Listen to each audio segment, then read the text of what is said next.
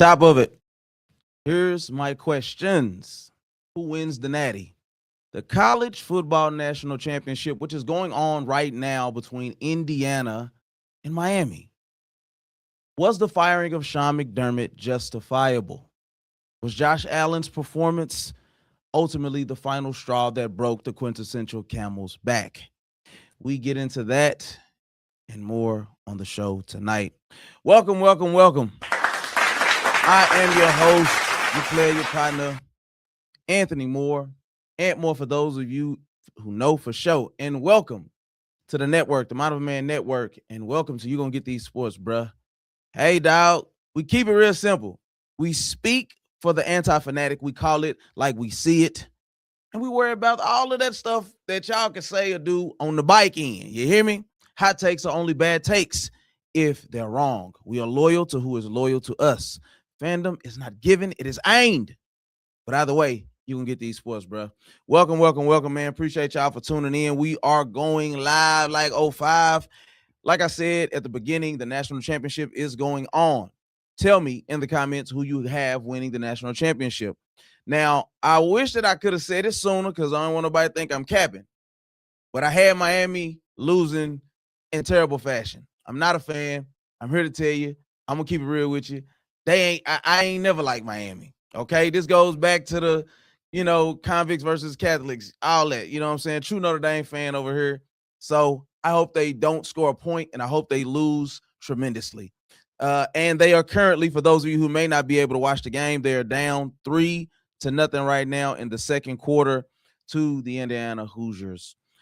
So for any of you who may be wondering, first of all, how do we feel about the NIL? How do we feel about the college playoff? How do you feel about them expanding the college playoff? I say it is a beautiful thing. And in years past, true enough, Notre Dame probably makes it in. Texas probably makes it in. But do we get to see this historic run by a team like Indiana go undefeated, have the national championship on the line? You have your Heisman Trophy candidate, Fernando, what's his name? I don't even know the boy's name. Where he at? Fernando Mendoza. This is not flashy. This isn't pretty, but gritty team. So to skip ahead on that, I believe that Indiana wins this game. Like I said, they up 3-0 now in the second quarter. A lot of things can happen, but I believe that Indiana wins this game on the back of their run game and gritty offense. They really are starting to bruise and batter these guys. And, you got the Reuben Baines of the world and guys like that who are going to go high in the draft that are causing havoc early. But, man, I'll tell you what, the quarterback is able to get the ball out really, really fast. I'm impressed by what I've seen from Fernando so far. A lot of it is like getting that ball out of your hands into your receivers, your playmakers, your running back, whoever that is. And Fernando so far has been doing a great job of doing that. So I do believe that Indiana finishes a perfect season by beating the Miami Hurricanes. I don't believe, and let me say sorry, Ron Graves. That is my boy, my coworker. He has been a Miami fan for a very long time. And he said, yeah, we heard that all before. But Indiana just happens to be a buzzsaw, bro. You know what I'm saying? And I don't know if there's much that you could really do.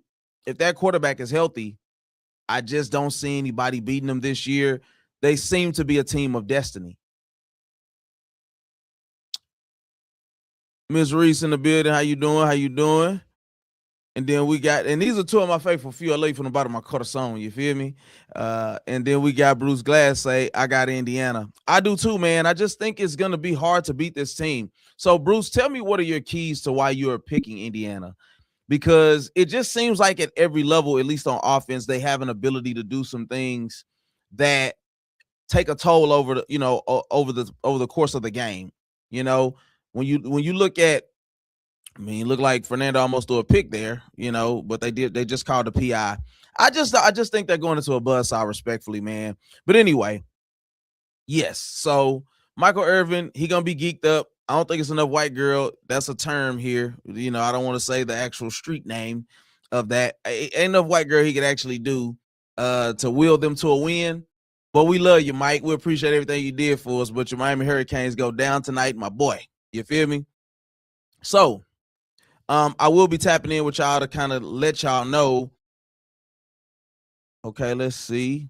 Daniel Berry Sports Highlights said, "Happy Monday. What's up, everyone? What's going on, my brother?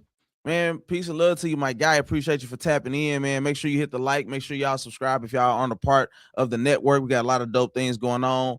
The live last night went crazy, by the way. Just to fill y'all in, dog. The late night shift live went crazy last night, talking about Corey Holcomb, Anton Daniels, and Cam Newton. So y'all be sure to go check that out on the channel after you hit the like button, subscribe, and hype. You know, they got the hype button too. So hit that hype, you know what I'm saying? But anyway, I appreciate you for tapping in for sure. But anyway, so yeah, man. I don't really want to do as many like play-by-play breakdowns. You know, I definitely want to keep people informed on what's going on with the game, even if you are watching it. But you know, Indiana appears to have a battering ram of a running back. Number 13, whoever he is at receiver, is a dog. It looks like they are really good at run after the catch, at least in this game. I'm not gonna lie to y'all and act like I am well versed on Indiana Hoosier football, because I am not.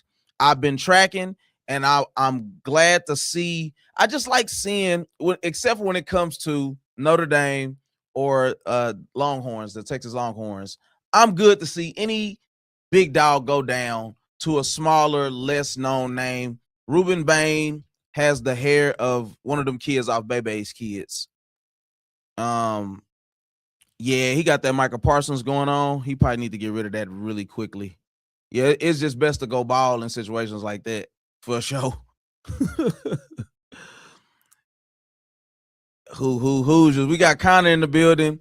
Man, my boy Connor, dog. You see, hey, man, I appreciate you for acknowledging the chat going crazy last night. You feel me? But man, we got my boy Connor in the building, and kind of turned into one of the faithful fews as well, man. We appreciate everybody for tapping into the Modern Man Network. You're gonna get these sports, bro. We are at the same time. I do have the College Football National Championship on, and we will be getting into Josh Allen, Sean McDermott, you know, talking some playoffs too, man. Ultimately, what's the breakdown? Let's kind of even look ahead and see who we have winning it all. Okay, so we don't have the two champions from the last two Super Bowls in it anymore. Patrick Mahomes tore his knee up, and they weren't looking good anyway. It just was that season, a bunch of injuries. You know, you got people doing dumb stuff on the team. That's just what comes with the territory. The Philadelphia Eagles as well, no longer flying high, so to speak. You know, you got that Nick Sirianni. I personally believe is a terrible coach. I don't think he's a good coach, but I think he fits that city as well as that scheme that they put together with their glorified running back.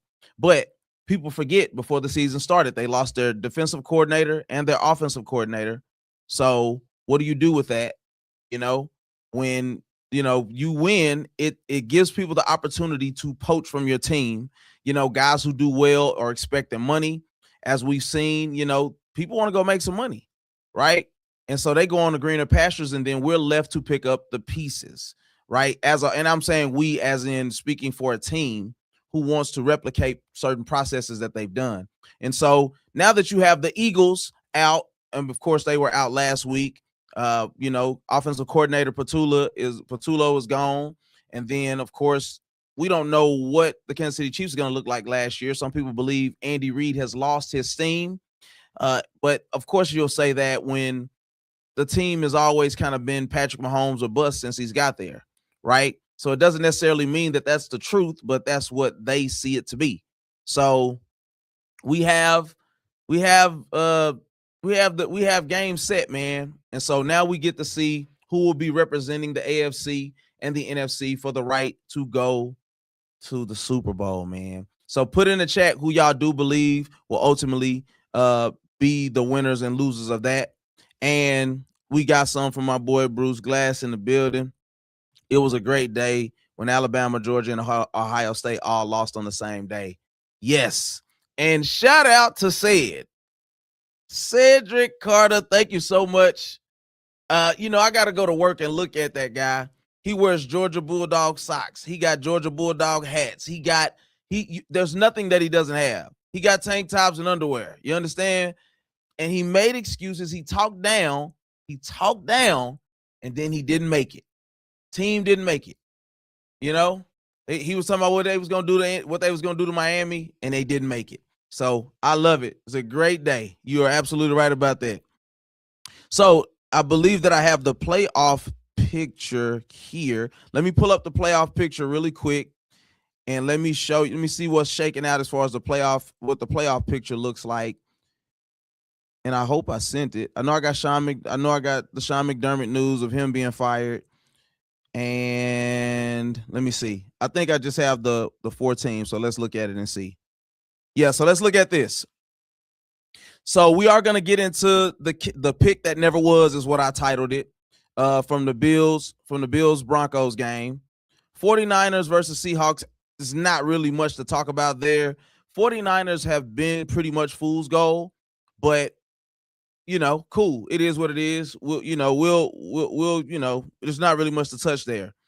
We got to get into some Bryce versus CJ talk here, because I will remind people that when CJ Stroud was drafted, Bryce Young was drafted, my argument was that CJ Stroud may have been ready to win at that moment, but I believe that Bryce Young's ceiling was going to be way higher. After what we've seen from him, I think that is a more than understandable talk to have now about CJ Stroud. I don't mean to be extreme here, but should they be looking to try to draft him another quarterback? Because this guy, since his rookie year, has not been the guy, no matter how you slice it. One touchdown, 4 picks with the best defense in the game. So you telling me you can't get it done? And then I just seen a clip where he said he was one of the top 5 quarterbacks last year. Insane. And then lastly, we got Rams and Bears. People marvel at some of the throws that Caleb Williams is able to make. But I think we might have been dealing with fool's gold from them as well, if I'm being honest. So, with that being said, how are we feeling about the playoffs thus far? I think we've seen some amazing games. If anything, the Bears are looking more like the cardiac cats, up until the Rams took them into deep water and showed them that they can't swim. I think that Ben Johnson, you got to be careful. You dug a hole for yourself, in your first season with a quarterback that was yet unproven. And I think it ended up coming back to bite you. The reality is most teams who predicate their games and win streaks off of coming back late, not putting together 2 complete halves of football, suffer the same fate that your Chicago Bears end up doing. Let's be clear. That amazing 4th and 4 pass that Caleb completed, whether Kmet pushed off or not, that's not for us to really. It is what it is. That it tied the game up. They go to overtime and they get the loss. So, it is what it is, man. So let me see what my boy Bruce talking about, and then we'll get back to it. Patriots and Seahawks, I believe, make it now, but neither were my picks when the season started. I picked Texans and Bears before the season started, really. And why Bears? I mean, of course, Ben Johnson, hot shot offensive coordinator from Detroit Lions, goes over there, great offensive mind. We saw the step back that the Detroit Lions offense took in his absence this year. So it looks like they're actually poaching. Speaking of Detroit Lions, I believe they're actually taking the offensive coordinator from either the offensive coordinator or the passing coordinator from your Green Bay Packers. So, it looks like there's going to be some shifting around as always, with 7 vacancies before we start getting a bunch of guys being hired. You have Harbaugh being hired with the Giants. That's a dumpster fire in itself, but it is what it is. So let me look at that one more time, and I'm going to tell you what I actually believe we could expect. The wrong one. What I believe we could actually expect. So, of course, we know the Broncos quarterback, Bo Nix, broke a bone in his foot, in his ankle, so he's done for the playoffs. So I believe that they were also kind of fool's gold. They had a solid defense. Bo Nix was not proven or consistent. So I definitely agree with you on that, Bruce Glass. I believe that we have the Patriots going to the Super Bowl. I absolutely agree with you there. And then you have Seahawks Rams. So here's the tough thing, right? Here's the tough thing, Bruce, about Seahawks versus Rams as far as the Rams are concerned. You would take the experience of that quarterback 1,000 times. He's been in every situation. Sam Darnold, I mean, you still kind of hiding behind a run game and defense, and I'm not saying that he doesn't pass the ball well.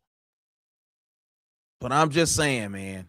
I'm just saying. You know what I'm saying? Like, I think Sean McVay, that coaching tree, I just believe that I would trust those guys more than what we've gotten from the Seahawks, even though the Seahawks are looking dominant like they used to. So I would have to agree with you, Bruce Glass. I see the Seahawks versus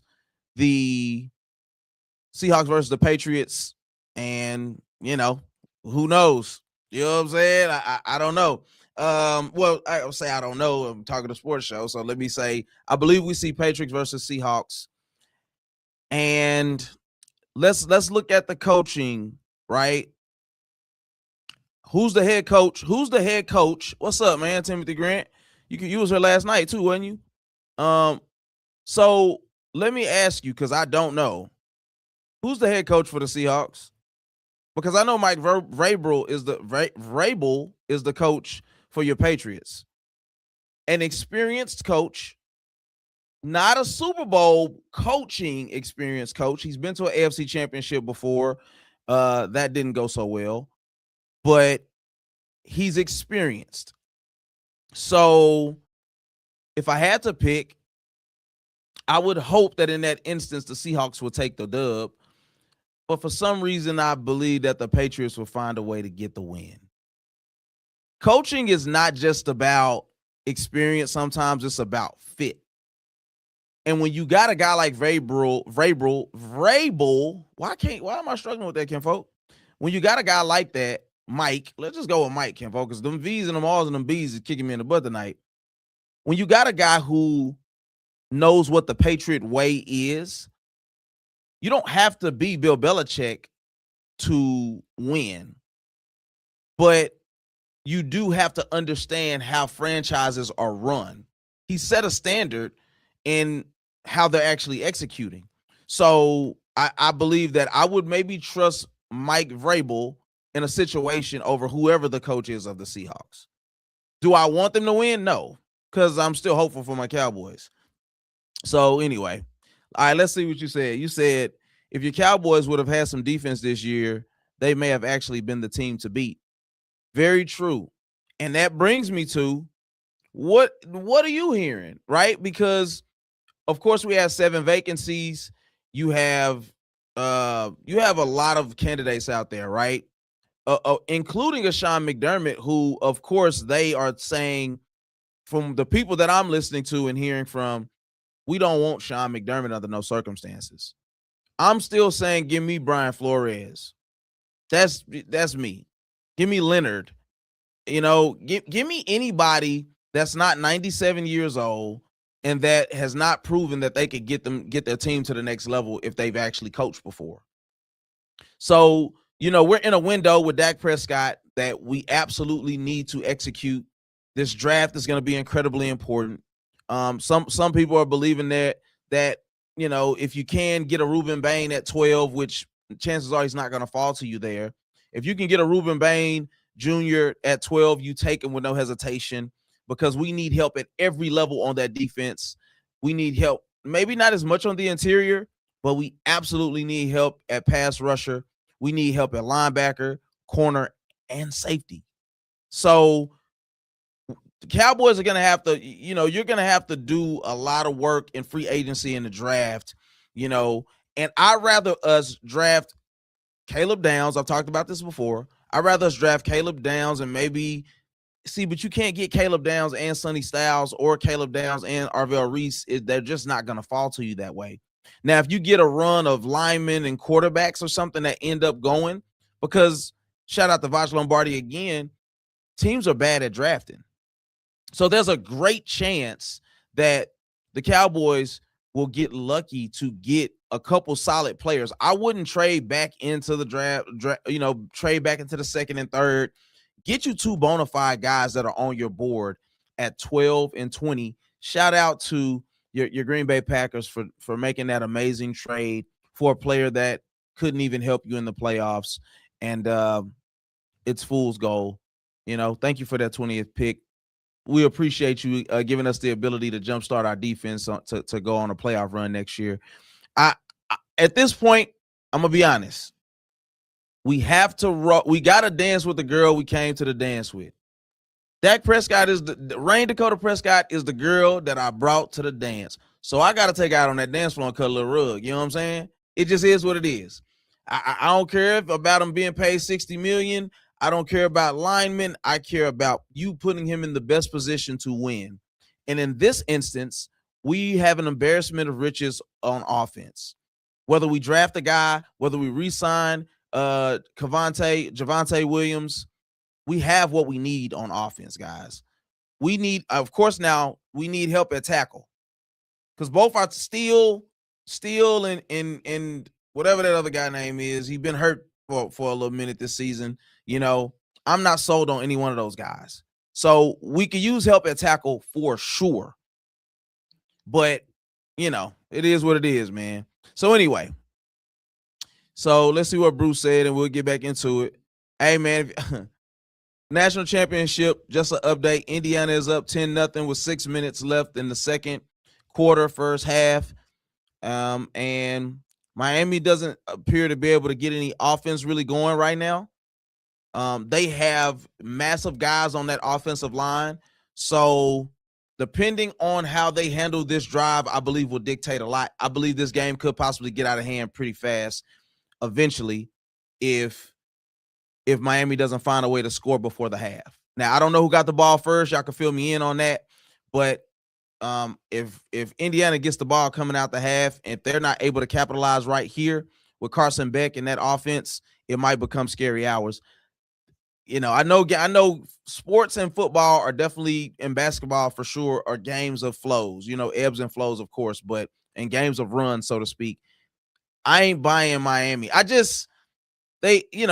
One thing I will agree with what said is that Miami's technically not supposed, they shouldn't have got in, but they did. So now you make the best of it, right? You can't be mad at them for capitalizing on an opportunity that they, maybe they didn't deserve. So my boy Bruce Glass said, I dislike the Rams, so I'm picking the Seahawks. You can't do that, Bruce. I need your sports loving eye, not the dislike eye, bruh. You know what I'm saying? I need you to tell me, you got to take the feeling out of it and just tell me what you think, what you see with your eyes. You said the current head coach for the Seahawks is Mike McDonald. Yeah, man, I'm proud of him. I don't know who, but he is, though. Did he do something amazing? Did they just stop them on fourth down? Or is it now fourth down? I was known to cut a little rug in my day. You know what I'm saying? Fresh shout out to my boy Danny, man. Or Coop, you know what I'm saying? Y'all check out 784 Brandon Co. as well, man. They dope in the marketing space, man. They do their thing. So y'all make sure y'all follow the YouTube over there and on social media, 784 Brandon Co. But yeah, man, that's for the people who know Major Pain. You know what I'm saying? So it's 4th and 1, and they are going for it. And they didn't get it. No, they got it. Oh, it was close. It was close. It looked like they ended up getting it at the end, though. Man, it's finna be a rock'em sock'em robot game. I'm not gonna lie. But anyway, so Bruce said he used to be that defensive coordinator for the Baltimore Ravens. Okay, all right. Well, listen, to go from the Baltimore Ravens, who are playing in the AFC Championship, to playing in an NFC Championship is actually quite impressive. So I have no hate for that in the world. Oh, he looked like he didn't get it. Oh, he looked like he didn't get that. Look at the coach. Look at the coach. He looked like Dilbert. The coach looked like Dilbert, kinfolk. But they gave it to him. Carson Beck finds a receiver wide open down the field for about a 20-yard gain. Yeah, they need it. I don't think they win, but they need it. So anyway, let me get back to my notes. Let's get into it, man. So I posed the question, and y'all put in the chat what you think, right? Who is the biggest blame for the failure in Buffalo? And we got to be clear when we speak, it is absolutely a failure that it was in Buffalo. Why? Because you have one of the top 3 quarterbacks in the NFL, and he's probably not 3. You can argue in a Patrick Mahomes-less NFL, he's probably not 2. That you have the best quarterback in football, and here's the reason why I always argue that he absolutely deserved that MVP. Name me his best receiver. Name me where a game where if he doesn't get a rushing touchdown or convert 7 fourth and whatevers, how many games would they actually be in as the Buffalo Bills? Because that defense was absolutely sketchy. Absolutely sketchy. I think that people are getting lulled to sleep by a moment in time where that defense was clicking, right? But the Buffalo Bills defense hasn't been anything to really look at since maybe that first or second year of Von Miller. They've you got to be real about what we're actually watching here. That defense is only as reliable as Josh Allen's ability to keep them on the sideline. Now, are they all-time worst like the Dallas Cowboys? No. But when you look at the teams left in the playoffs, top 10 defenses, top 10 scoring defenses, there has to be a level, because when you get to the playoffs, and this is the thing that I don't like, right? When you start looking at a Josh Allen and you start looking at his stat line, which we're going to get into, but I do want y'all to put in the chat, whose fault is it? Who's the reason for the playoff exit in the divisional round for them? Who's the reason that they haven't made it to a Super Bowl? Who's ultimately the blame? Because I have my thoughts and opinions. I will share that with you, but I want to know what you think in the chat. Let me know, and make sure you hit the like. So let's look at these stats, because I have the stats of him and Bo Nix. Is Josh Allen the problem? Here is his stat line from that game. 25 of 39, 283 yards passing, 3 touchdowns, 2 picks, 2 lost fumbles, QBR of 48, and a passer rating of 90. Okay, so 25 of 39, 283 yards, right?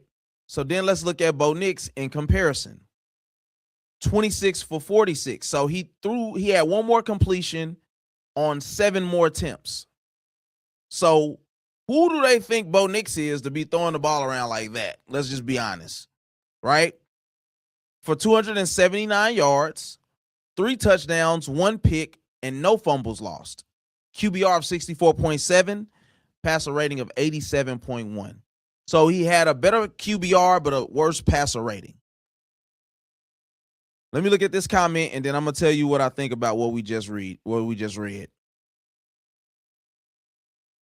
And you're saying Josh Allen was the leading rusher. Oh yeah, that's just another thing. By the way, he's not only gonna lead them in passing yards, he's gonna lead them in rushing yards as well. People keep hating and sleeping on Josh Allen and what he has to do. You said whoever caused the turnovers was the problem. Frank, and thank you to Anthony Horn. Appreciate you for tapping in with the network, man. Make sure you hit the like and subscribe it, please. I appreciate it greatly. Hit the hype button as well. Frank, you said whoever caused the turnovers was the problem. We can't do that, Frank, and I'm gonna tell you why. I'm gonna tell you why that's not as cut and dry. Because when you look at, we're talking about professionals here. We're talking about the National Football League. This is the top 1% in the world. So Josh Allen is the best at his position. The guys on the other team, even if they ain't the best on their team or in the National Football League, they better than all them other guys that didn't make it, that didn't get drafted, right? So I'm saying we're talking about the upper echelon of the world here. You can't. So they get paid to do a job too, is where I'm going with this. I don't want to drag it out like that. They get paid to do a job too, bruh. So with that being said, now mind you, I didn't do an extensive breakdown of every pick and the fumbles lost, and that's what comes along with wearing a heavy crown on your head. Heavy is the crown for Josh Allen. So he has responsibilities that other quarterbacks just don't have. Jalen Hurts has had games, multiple games, with less than 20 completions, less than 200 yards passing. Do the tush push, hand the ball off to Saquon. If you see the deep ball, throw it. If it's a slant, throw it. Otherwise, he's taking off the run because he is not a 2, 3, 4 progression quarterback. The responsibilities are not equal in the NFL when it comes to the quarterbacks that are called to be great, the upper echelon. So I can understand the prototypical, the quarterback is the leader. He touches the ball the most outside of the center, so he's the most responsible. But we got to look at the game. We got to watch the dang game, bruh. And as we'll get to later in my notes, Khalil Shakir, Dalton Kincaid, Keon Coleman, one of those guys ain't showed up at all. Don't know why he's still in the NFL and he was a number 1 draft pick. And I'll let you in on a secret. More than one of those guys was a number 1 draft pick. So we got to go easy on Josh a little bit, bruh. And I ain't making no excuses. I'm not a Bills fan, but I rock with Josh Allen. And people don't realize what it's like to be a quarterback and you have to scale Kilimanjaro carrying 11 guys up the mountain. All right, so Bruce, and then Miami just missed a field goal. 33 seconds left. This is so lovely. I appreciate them losing so greatly. I'm sorry. This goes back to the Willis McGahee days, them playing against Ohio State. I'm telling you, it goes back further, but I wasn't really here for Catalyst versus Convicts like that. But I do remember the history. And then, of course, them versus Ohio State, man, that was riveting football. You know what I'm saying? But anyway, Bruce Glass said, the coaching and the management of the team the past few years is to blame. You talking my talk here. They've had time to bring in players to help Josh so he didn't have to do pretty much everything, and they failed to do so. That is where I am going ultimately. I do want to break down some of these other notes, and we will get to these other comments, so stick with me here. I ain't forgot about y'all. But from what we see, it looks like, so here's the question you have to ask yourself too, Frank, and I'm going to get to your comment, but this is the question you got to ask yourself. How does a quarterback throw 3 touchdowns, 2 interceptions, 2 lost fumbles, and it still comes down to the final drive of the game for him to have opportunity to win or lose that game on that same arm that has caused these 4 turnovers? What does that say about the quarterback over there that he's playing against and that top-rated defense in Denver that was supposed to be the best pass rushers in the game and all of that? They have a job to do, right? But Josh Allen and the Buffalo Bills, mainly because of Josh Allen, were still a better team than the Denver Broncos. You can't tell me no different. Let's look at this game. For example, if you look at the Dallas Cowboys, if Dak Prescott has a game where he throws the ball 50 times, he has 3 picks, 2 interceptions, 2 lost fumbles, I guarantee you we lost by 30. I guarantee it. But somehow, a player to the ilk of a Josh Allen finds a way to keep his team in position to win. This is not on Josh Allen, even though, here's the thing, players mess up, right? That's the saying. Players messed up too. So if I'm Josh Allen, I'm allowed to have a horrible game, even in a playoff game. And I need my defense and my coaches to put me in a position to stay relevant. Because one throw, even though they don't have anybody to throw the ball to be honest with you, but one throw can change the trajectory of the game. Right? If Brandon Cooks comes down with that, which we'll get into that too, the pick that never was. I don't care what the rule book says, but if he comes down with that, you're toast. If you're the Denver Broncos, he overthrew Knox too on one pass in that same drive, and I know he's probably kicking himself about that. But once again, what he's required to do, most quarterbacks outside of Joe Burrow, who else? Joe Burrow, maybe Justin Herbert, Sunshine over there in Jacksonville, Trevor Lawrence. These guys have to move mountains every Sunday. So all I'm saying is we just got to call a spade when we start talking about that. All right. So then he said Hurts has a team around him where he doesn't have to do everything. Bingo. That's all I'm saying. See, now you're talking my language. Right, you playing with pros, so you can't be making amateur mistakes, especially in a high-stakes game. Let me ask you this, though, Frank. How many times has he done that, though?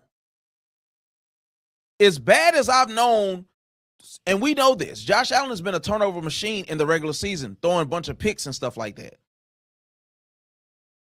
But name his receivers outside of Stephon Diggs, outside of Gabriel, who had that one great year, and then he wasn't heard of anymore. Name the great tight end he had before he got the first-round pick, Dalton Kincaid, who was hurt his first year.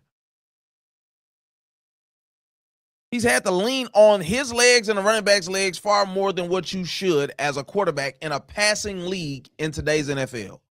We got to keep it a bean here, bro. Right, if you take away one of his mistakes, do Buffalo win that game? I don't know. It's the hypothetical that we'll never be able to know, right? Here's what I do know, and maybe I say yes only because that last pick was garbage. It was egregious. That was nonsensical. I don't care what they say, completing the catch through the ground and all this and that. Man, listen, bro. Whatever. We'll get to that. But I'll say maybe. Maybe, of course, turnovers are a great equalizer, but then sometimes people can have 3 turnovers, you don't score, and all it ends up being is a change of field possession. So, of course, turnovers, quarterbacks win or lose off the back of how secure they can keep the ball. I'm not a fan of the Bills. I hate them, but Josh is a monster. That dude is insanely good. Thank you, C's. And appreciate you for tapping in with the network, man. I ain't never seen you over here before. Same for Frank. I appreciate you fellas, man. Make sure y'all hit that like, man. Tap in. We doing dope things over here. Hit that subscribe button. But I see, that's what I'm saying. I'm not a fan of the Bills. I did want them to go this year. In my perfect scenario, it would have been Bills versus Rams, right? But that's because Josh deserves to get into a championship game, bro, and have all things be considered equal to get to a Super Bowl.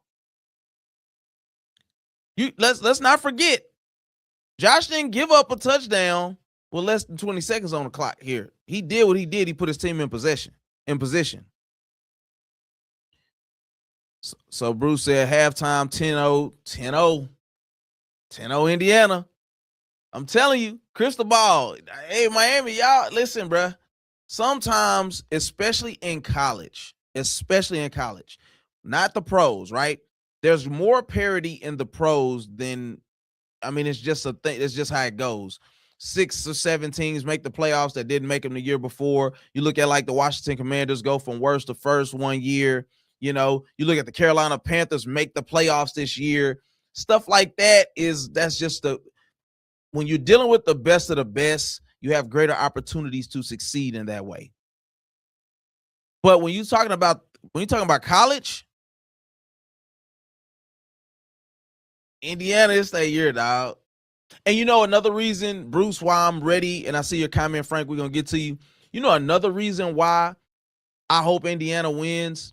Because loves bringing up that useless stat about how many times the Heisman Trophy winner wins the national championship. And I'm like, that doesn't necessarily mean much because the best player doesn't always play on a team that's worthy of going to the national championship.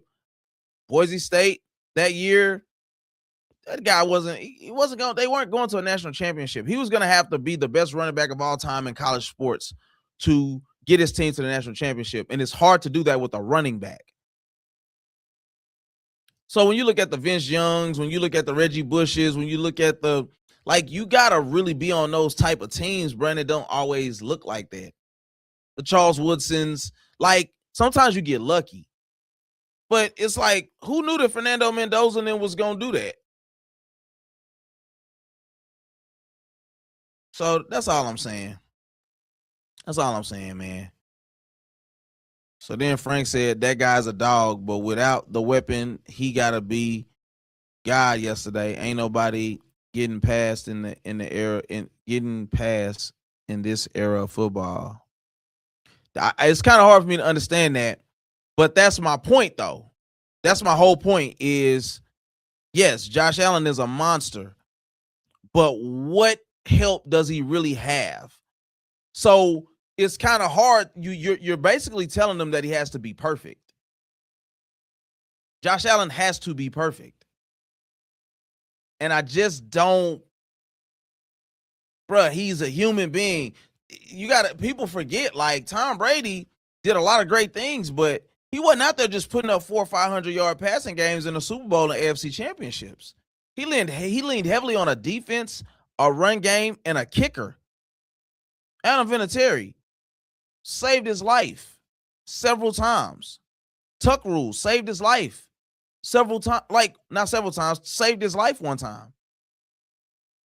So we can't have revisionist history about who's required to do a lot. Tom Brady is the greatest. Why? Because he found a way to win. He didn't find a way to. Sometimes he wasn't even the best quarterback that he was playing against. He didn't outplay Peyton Manning a lot of those times. He didn't outplay, different quarterbacks on his way, but he found a way to make the great decision on the heels of having an amazing. Let's not forget in Tampa Bay, he had an amazing defense. All they needed was a quarterback. Jameis Winston, 30 touchdowns, 30 picks. Never forget it. Great defense, though. LeGarrette Blount. Come on, y'all. Come on, bruh. So you gotta be able to compensate him some other way if you're not gonna give him receivers. Keon Coleman, get him out of here.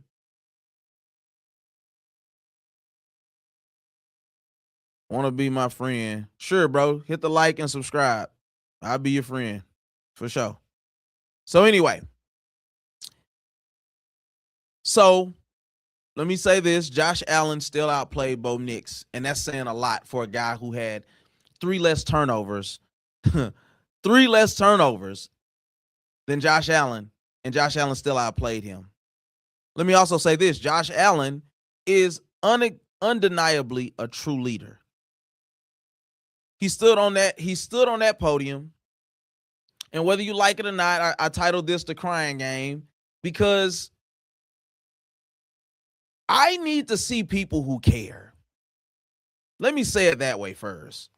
I need to see quarterbacks, receivers. I need some T.O. That's my quarterback. I need to see that again, bro. I need to see people not give the PG answer all the time. I need to see a grown man overcome with emotion because he worked hard. He almost tore his ACL that last game. I want to let you know that there was a play on the goal line. He almost tore his knee up. I'm telling you, he missed tearing his ACL by this much, bro. Something ain't right in that knee. You can't convince me otherwise. The week before in the wild card game, they were on the goal line. So, I mean, when you gave everything that he's gave and you get a great receiver, lose a great receiver, you remember that Stephon Diggs came over from Minnesota. and they built that chemistry. But it just seemed like, to skip ahead too, Sean McDermott was a part of the problem. Whether that's getting the right offensive coordinator, whether that's being able to make a play late in a AFC championship, whether that's partnering with the GM to get the right players around him, as we heard Bruce Glass say, man, that takes a toll out of a guy like Josh Allen, who's had a lot of pressure to be the equalizer to Patrick Mahomes. That's just a lot, bruh. When you can garner the emotion from your teammates, the linemen, who got as equally emotional when hit with the thought process that Josh said it was his fault that he let his team down, that ain't just some, oh, I lost, so I feel sad. No, he loves his quarterback, bruh. Josh Allen is a true leader to those guys, and it shows by that type of thing that you can get. I guarantee you that team will be back and they will be stronger. So that's just my thoughts, right? And so I put here that they have a first round guy that has not contributed to this team, and we're talking about Keon Coleman, of course.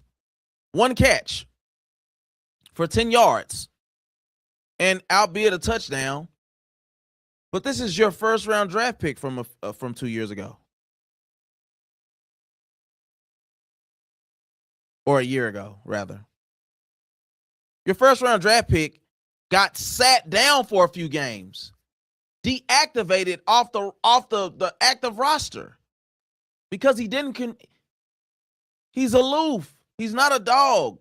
I can't tell you one thing that he does great.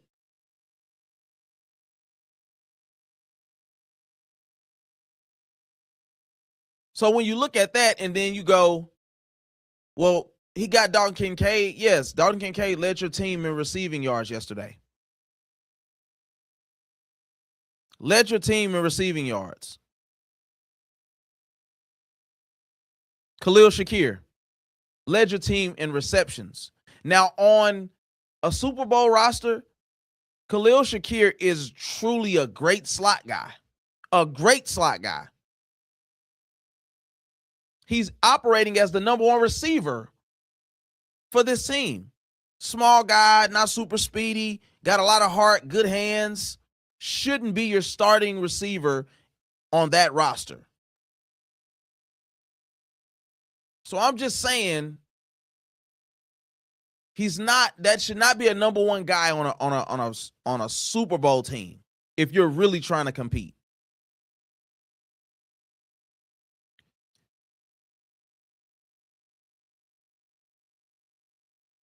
So let's see. Got somebody that just said that's why they subscribe. Right on. That's why they subscribe. I appreciate that. Pat R2M, I appreciate you for subscribing, my bro. So he said this was Josh Chance, no Patrick, Lamar, or Joe, but he does need a number 1. He needs help. This is these guys' livelihood. They're everything. So yeah, he's going to cry. Dudes out there crying for losing Madden. You preach it to the choir, my guy. You preach it to the choir. Absolutely. I can't agree more. This was his chance, and I think he knew that. That's why it prompts the tears, because it's like, bro, I didn't have to worry about Patrick Mahomes. Let me make sure I'm getting over here for the vertical view too. I didn't have to worry about Patrick Mahomes this year. That's his arch nemesis. And I remember seeing other people say that this was his year because there was no Patrick Mahomes. But here's the thing. Even though Patrick Mahomes wasn't there, you still had to worry about more complete teams being an issue. The Patriots of the world, a complete team. You see what happened. You see what happened. They go out there, they fought hard. I get it. The Denver Broncos, a complete team. Quarterback is not great. I'm sorry. I don't care what nobody says. Thank you. I appreciate you, my guy. Let me go show some love to you real quick, man. Thank you. Appreciate you, C's, for the follow, man. It's all love, man. I appreciate you. But yeah, it's like, man, look at the Denver Broncos. Complete team, great receivers, good run game, decent quarterback, solid defense, great pass rushers, coached by Sean Payton, a former champion, a former Super Bowl champion. So there's evidence there that you got to pack your lunch and you got to be dang near perfect to beat them. So yeah, 4 turnovers ain't gonna cut it. But also having a number one a first round draft pick receiver, 1 catch, 10 yards, and a touchdown. That's all you contributed. Don't get me wrong. If that was for game, if it was like, okay, we driving, okay, he got 1 yard, he got 1 catch off 10 yards, he got 1 catch, 10 yards, and a touchdown. They won the game. We'll talk about how we can regroup and get better. But essentially, it didn't mean much to the game. So yeah, I'm with you. I need grown men caring again. Let's be clear. Football is a childhood sport.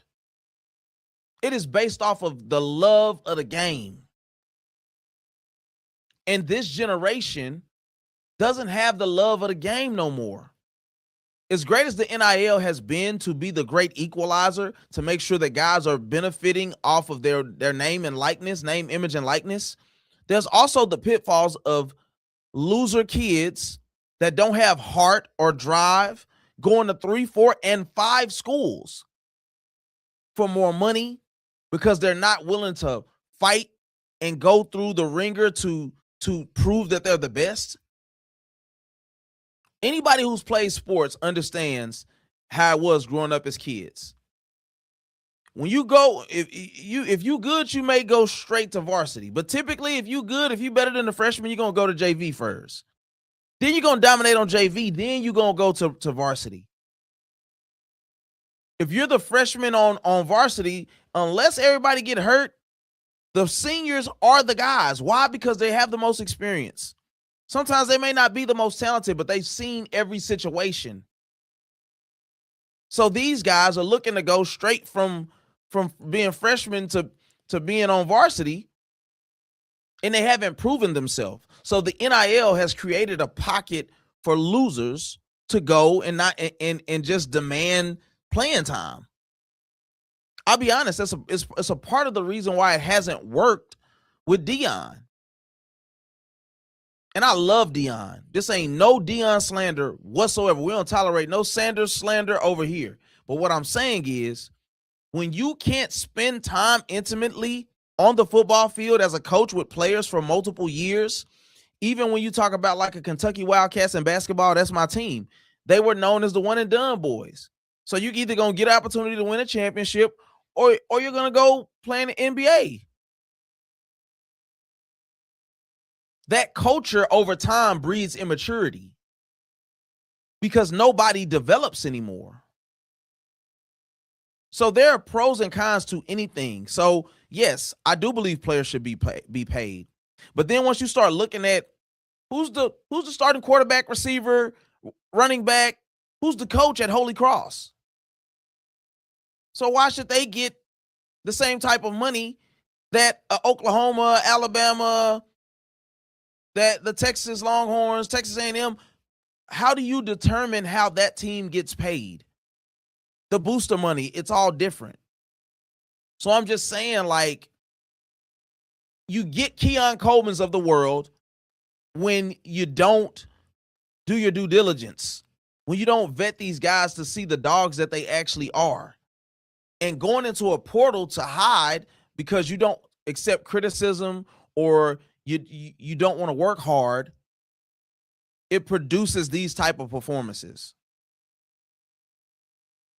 So yes, Josh Allen cried like a baby, and I understand it. Josh Allen overrated, plain and simple. Dexter Fuqua, you drinking them drugs, bro. I'm gonna be honest with you. Hold on, let me see. Where's my boo bell? Where's my boo at? You just hating, bro. I ain't even gonna lie to you. Dexter Fuqua. Your name hard. I ain't gonna lie to you. But you're hating, dog. You hating, bro. Josh Allen ain't overrated. Why is he overrated? Tell me. Be honest with me. And I think I know what you're gonna say. Tell me why Josh Allen is overrated if you're still in the chat. Just tell me why. I'm all ears. Paul Costa said, Allen needs a better head coach. He's careless with the ball too often. So I think that was a story of, here's what I believe it was. I believe that this was old habits coming back to bite him. More than anything. I believe that it was old habits coming back to bite Josh Allen in the butt. I don't think that's really been as much of an issue for him over the years because he had to be more protective of the ball to constantly keep them in position to win. Yes, that was our issue early on in his career for sure. But over the last couple of years, Josh Allen isn't the reason that they've been losing. You can technically argue if it comes down to a final drive or two to put us in position to win or lose the game after the turnovers. How can you count it as a pick, a guy going to the ground and you pull the ball? You pull the ball from him on the ground. That's not a pick anyway. If anything, it should be done by contact. That rule is stupid. But if anything, it should be a fumble recovery. It's a takeaway. It's not a pick though. So that's all I'm saying. I think he was careless at a time though. My boy Coop said facts. I don't know what he was saying facts to, but I can dig it. Only 20% of the players love the game because the money is too great. And that's the part that's disappointing. Is the fact that we don't have guys, and mind you, let me be clear. Money matters. Money is important. Send me a super chat right now, and I'll show you how important it is, kinfolk. Money, we not mad at making no money now. Let's be perfectly clear about that. We not mad at people who want their money. If you want to sit out half a training camp till you get paid, it's a dangerous sport. CTE is a real thing. People have unalived themselves and their families, harmed animals, all type of stuff. So if I'm gonna put my life on the line, I want to get paid for it. But what I'm saying is, at the core of it though, I can appreciate those guys who say, yeah, we're going through contract negotiations, but I got to show up. I got to be with my teammates. I love the game too much. And it typically works out. There are players who wait for the money, come back, still get hurt. If you look at it, Michael Parsons had back injuries early on, towards the ACL late in the season. That stuff happens. But the ones who say, I'm going to show up, I'm not making no excuses, it usually fares well for them. Frank said, Bo Nix did not play great. Buffalo defense was hurt. Bo Nix just wasn't making mistakes. See, now I respect you, my guy. Cause I can respect you, my guy. You talking good. You absolutely talking good right there. That's true.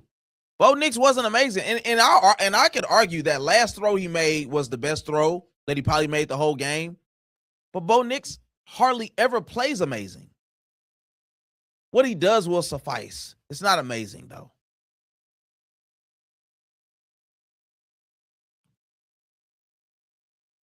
He said, Holy Cross isn't paying anyone. They were lucky if they give you a scholarship. True. I just named him, though. Come on, Paul. Come on, Costa. Come on, Paul Costa. I'm just saying. I agree with you. I'm not saying that that's an actual thing. I'm just saying there are teams out there that do have access to the NIL money, but it's like you got one player on your team that's a star player, and he came because you promised him $5 million. I mean, how do you divvy that up? You get what I'm saying? And then that same player can say he wants more money, as we've seen it the Las Vegas quarterback do. Say he wants more money, and then he's back in the portal after he's robbed y'all blind. National championship is back in effect. Miami just kicked the ball off. So, like I said before, I think it could become scary hours for Miami if they don't find a way to capitalize early.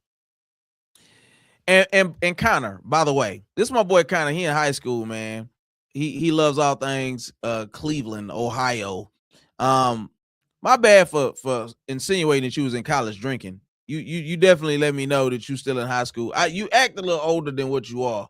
And so that's on me. That's my bad. You know what I'm saying? Let me show you some love, man. I appreciate you turning into one of my faithful fews for sure. But you said I love betting on sports. I like betting on sports too. Bruce Glass is actually the guy. Bruce Glass is one of those ones when it comes to the sports betting. You know, you could dang near hit your wagon to whatever he would tell you about sports betting. So then he said, I need Hoosiers to win by more than 7 to win $20. Now you sound like a high school kid. I ain't mad at $20. I'm just saying, I'll take $20 too. But I do get you. I get your point. Did I just hear you say down by contact, stupid? No, that's not what I said. It's safety measure half the time, so you don't just jump on the player and hurt him. No. What I was saying was he should have been down by contact. The rule is stupid that they're saying that you got to maintain this through the ground and all of that stuff. The circumstance surrounding that play didn't qualify under, in my opinion, the normal qualifications of what it means to finish through the ground. It's like, bro, how can I finish through the ground if I catch the ball and go to the ground and somebody falls on top of me and then grabs the ball? I'm down by contact. So yeah, no, that's not what I was saying. That's not what I'm saying. Now, I ain't seen old buddy that was saying that Josh Allen is overrated. Did you just come on here to troll and then you left? Or, I mean, I want to hear what you had to say. NIL is ruining college football. No, I think that it gives the appearance of it. I could argue that coaches that are just as willing to leave a team after they've went through recruitment, got guys to buy into they're going to be the guy for 3 or 4 or 5 years and then go for a better opportunity, are ruining college football and actually ruining young men's lives far more than the opportunity to make money as a player. What are y'all thoughts on that? See, nobody complains about a coach going for greener pastures and getting their money, but you've had a whole bunch of guys who bought into who you said you were going to be to them, then leave. Then if they're not this great 5-star guy that can fit into any system, a lot of the times they're going to get rid of them. Nobody's complaining about that, though, but we'll complain about the NIL ruining college football. This is a reality. You got young guys that are able to change their families' lives right now. They're going to change their mind a million times because their prefrontal cortex is still immature, is undeveloped. So they're going to make decisions that don't fare too well sometimes. So I don't think it's necessarily that. I just think universities and ADs have had their way. Presidents of universities have had their way and made money hand over fist off of players for years. And they couldn't afford to buy ramen noodles, can't take money from people, can't get suits from people. Everything's a violation, but you can make money off of number 10 that plays for Texas, no problem. So then when I get the autonomy to say, nah, man, I'm going to Porter. They said they can give me $5 million. I'm sorry. I'm never mad at that. Go change your family's life if you can. Realize that there's taxes involved and realize that you got to perform for that money as well still. But I'm never mad at nobody for taking the opportunity to go better themselves and their family. Never. I am in high school and I'm from Cincinnati. My bad. Cincinnati, Cleveland, Twin Cities, Twin Towers. What? Come on, man. Sheesh, man. Come on, man. Dang, man. Take it easy on me, Connor, dog. So then Snow Bear said NIL in college football is good. Makes it more competitive on field while we have Indiana and Miami instead of Ohio State and Bama every year. Thank you. Cha-ching. That's the money ball. We don't get to see Fernando Mendoza and Indiana play against Miami. This kid is electric. Number 10 for Miami is electric, bro. Don't punt to him. Kick the ball out of bounds because he's going to crack one of these Jones to the house. And then you got 97-year-old Carson Beck as the quarterback. It's a perfect storm for them to be successful. I just don't know how much I can actually depend on. I don't think Carson Beck's that good. If you got him projected to be a first-round draft pick, you're drinking drugs. But I do encourage you to pick him because I want all the good players to be filtered towards the Cowboys as much as possible on defense. But I agree with this. Snow Bear, you talking heavy, my guy. I definitely agree with you on that. And then C said, Bo is borderline for me, but like you said, he's serviceable because he doesn't make many mistakes and he's not a driver on the ball. There you go. See, when you don't have to do Josh Allen feats. You can be Jalen Hurts. You can be Bo Nix if you got a solid team around you. What's my guy in San Francisco? Brock Purdy. Brock Purdy, that was Brock Purdy's role, to be Jalen Hurts. Brock Purdy's role was to be Bo Nix. You start losing players, guys get traded, guys get hurt. Now we've seen him actually elevate his game. He's not just a game manager. He can be a game changer. So that's just something to look at and think about. You said, oh, my bad, I misunderstood what you said. All good. Man, listen, man, it's all love over here, baby. You know what I'm saying? I don't mind somebody, talking out of turn just a little bit. We'll get back on course. It's the Calvin Johnson rule. So it is the Calvin Johnson rule, but let's stay here for a second, C's, right? And let's walk through these three scenarios, right? Calvin Johnson catches the ball in the end zone, falls to the ground. Nobody knocks the ball out of his hand, nothing. He falls to the ground, boom. The ball comes out when he hits the ground. They say no catch. Cool. They changed the rule. They define what a catch is. Cool. Or, yeah, okay. So I have to catch the ball, take 3 steps, make a football move. Dez does all 3 of them. Dez Bryant catches the ball, takes 3 steps, lunges for the goal line, football move, ball comes out, not a catch. Garbage, egregious call. Let's skip ahead. Now you have Josh Allen completing the ball to change the. No matter what you think about Josh Allen, the guy who said he's overrated, I guess he ran in high because he was talking nonsense anyway. But Josh Allen makes a great throw.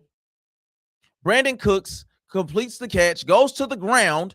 At the moment of contact, I don't want to hear anything about completing the catch through the ground. Bro, if nobody's there and then he catches the ball, goes to the ground, and he fumbles the ball and he doesn't complete the catch, and the ball comes out, okay, cool. It's not a catch. But we also have to keep in mind that not every time you fumble the ball in the end zone, it counts against you. Like when you fumble the ball or you don't complete the catch going out of bounds or to the ground.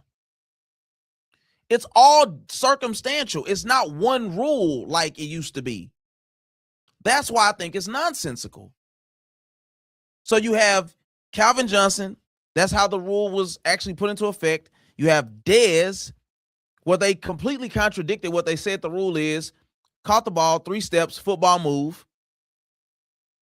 Then you have the Brandon Cook situation where at the point, this is the weird thing too.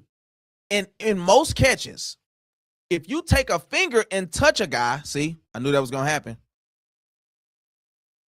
Running back for Miami just broke it for like 50. I don't know how long it was. I'm going to say like 40 or 50 yards for a touchdown. It probably was longer than that, actually. But yeah, so now it's 10-7. Mark Fletcher, 57-yard rushing TD for Miami. It is now 10-6 with 11 minutes left in the third quarter. So, yeah. So you have to explain to me how it changes based off of where you're at on the field. If I take the ball, run, dive across the goal line, and fumble it, like the ball hits the ground, like I dive, the ball comes out, they're going to say that is a touchdown every single time. So do I have to be running to get into the end zone, or do I have to stay in the end zone for it to be considered a catch to lose control of the ball? Right? Cool. But then you got the Dez rule where catch, 1, 2, 3, lunge, ball comes out. Not a fumble. I would not be mad if you said it's a fumble, even though he may got possession of the ball again. You said it was no catch. That's a discrepancy that I don't understand from the NFL. How can Brandon Cooks complete the ball through the ground if he catches the ball, a guy tackles him to the ground, and then rips the ball out? Please, somebody in the chat, explain this to me.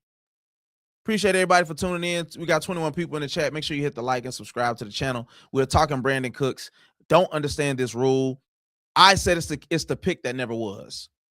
Because I don't understand, once again, how you can justify so that's what I was going to say.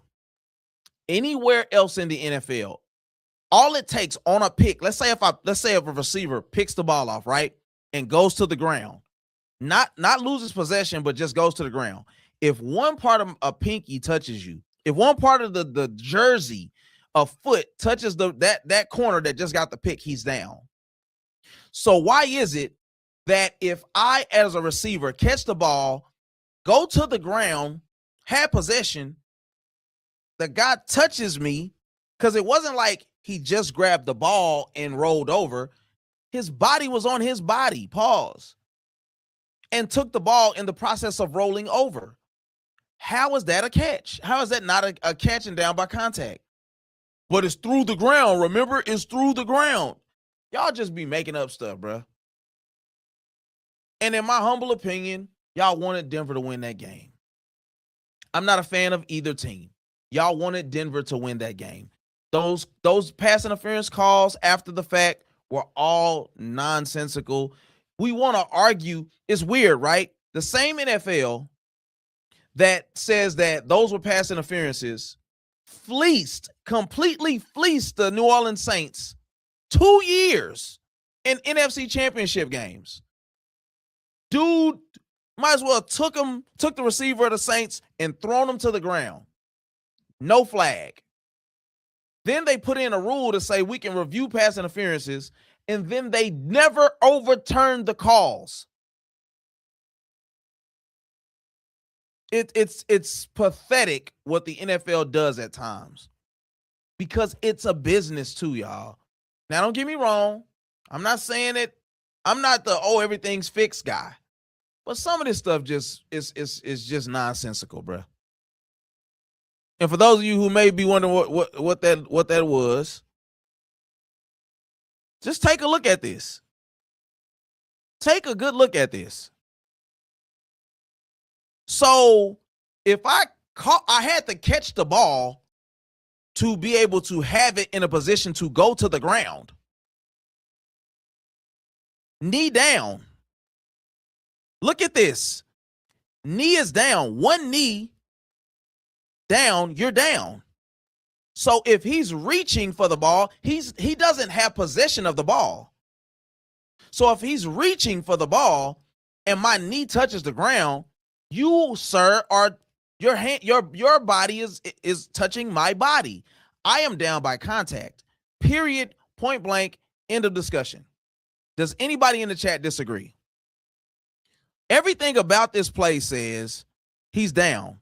If you look at the play on the left, bro, we're not fighting for the ball at that point.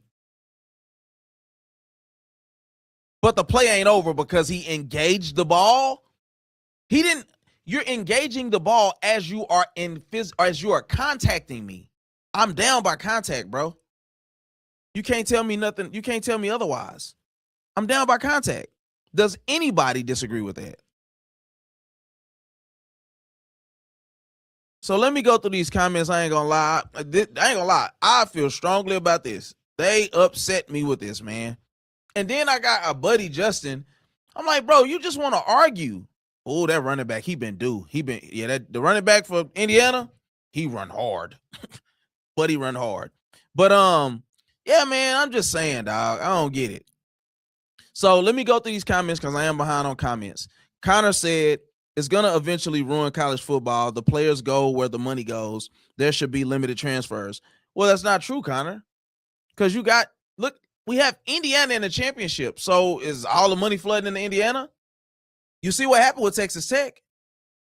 Texas Tech relatively dominated this year. $25 million in NIL money. Not all went to the football team, but those guys end up in the playoff. It creates an even playing field, bro. I'm telling you, it just does.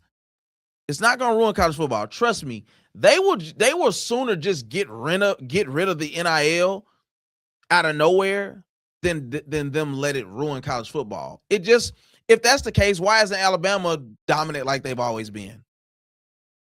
Nobody knew that Ohio State, when they won that championship that year, that they were the highest paid NIL team in the whole college football. Nobody knew that. Texas, all that money, didn't make the playoff. I'm just saying, it's not really like what you saying it is, but I get your point. It has the ability to be detrimental because you talk about a lot of teams not having continuity, being top heavy, but it allows players to say that they don't have to wait behind anybody. I'll go take some money from Miami. I'll go take some money from Indiana. I'll go take some money from whoever.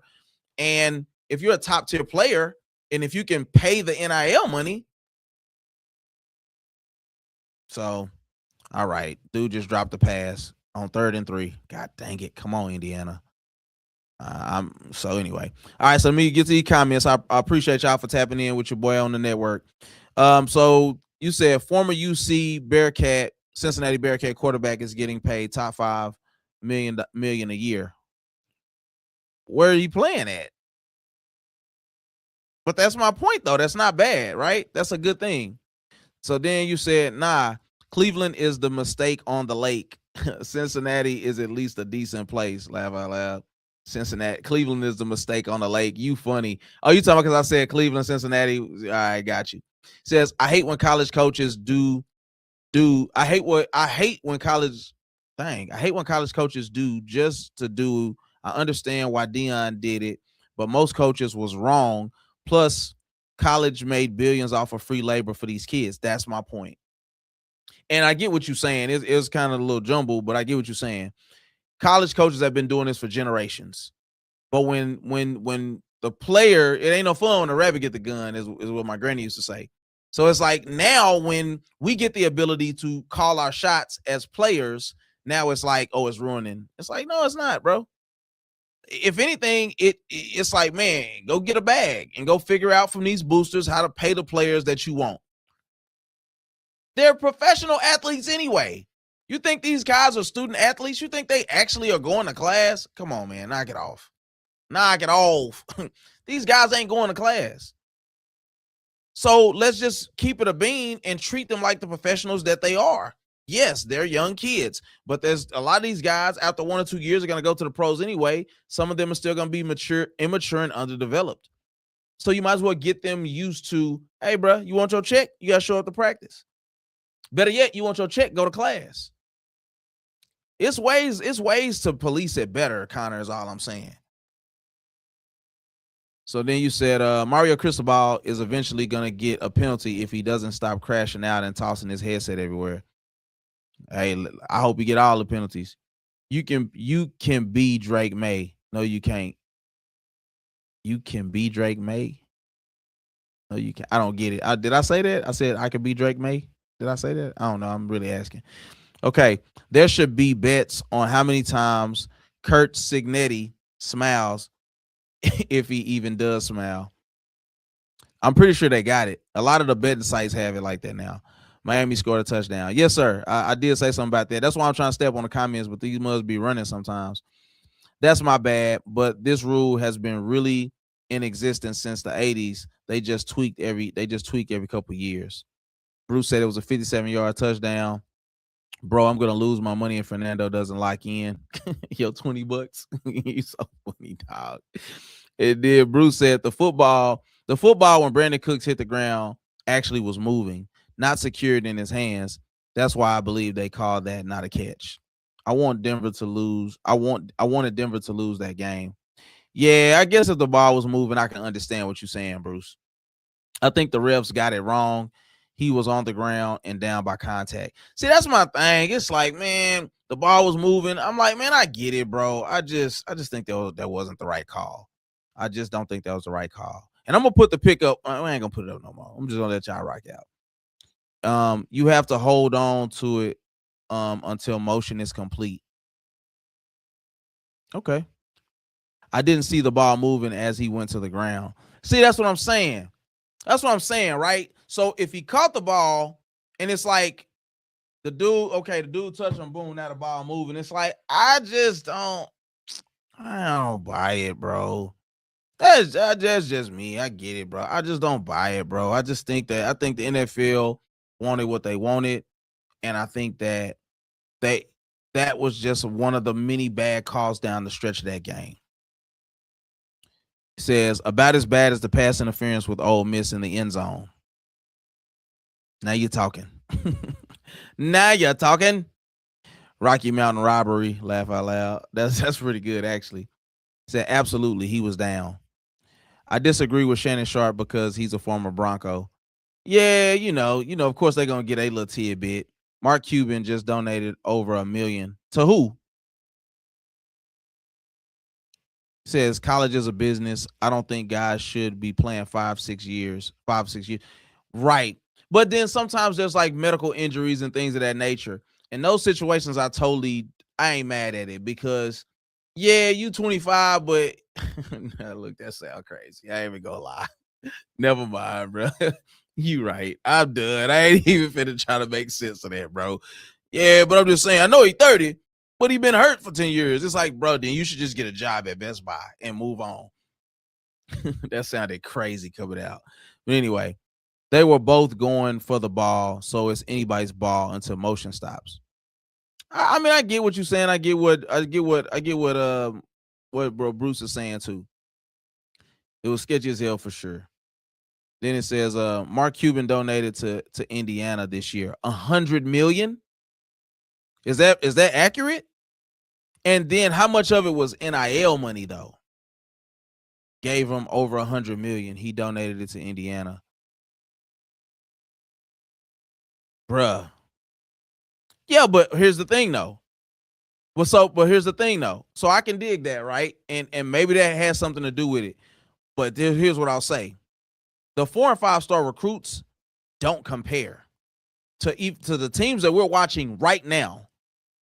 I think they said something like it's like 4, maybe 5, like 4 or 5 star recruits on Indiana's entire roster. We're not comparing that to what Miami has amassed, even including their linemen. So I'm just saying.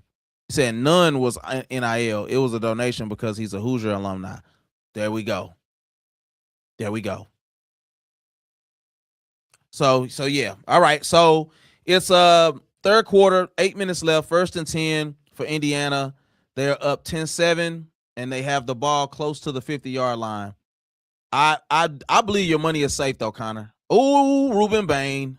Is that Ruben Bain? No, that wasn't Ruben Bain. Ooh, he kind of said, I'm gonna go watch the game. See ya. Man, they had these things called watch it on your phone, and then you can also have it on the internet. All you gotta do is keep the stream up, my boy. Hey, go watch the game. Just keep the stream up. You know what I'm saying? We appreciate our numbers over here. You said all out Broncos. Broncos or Patriots.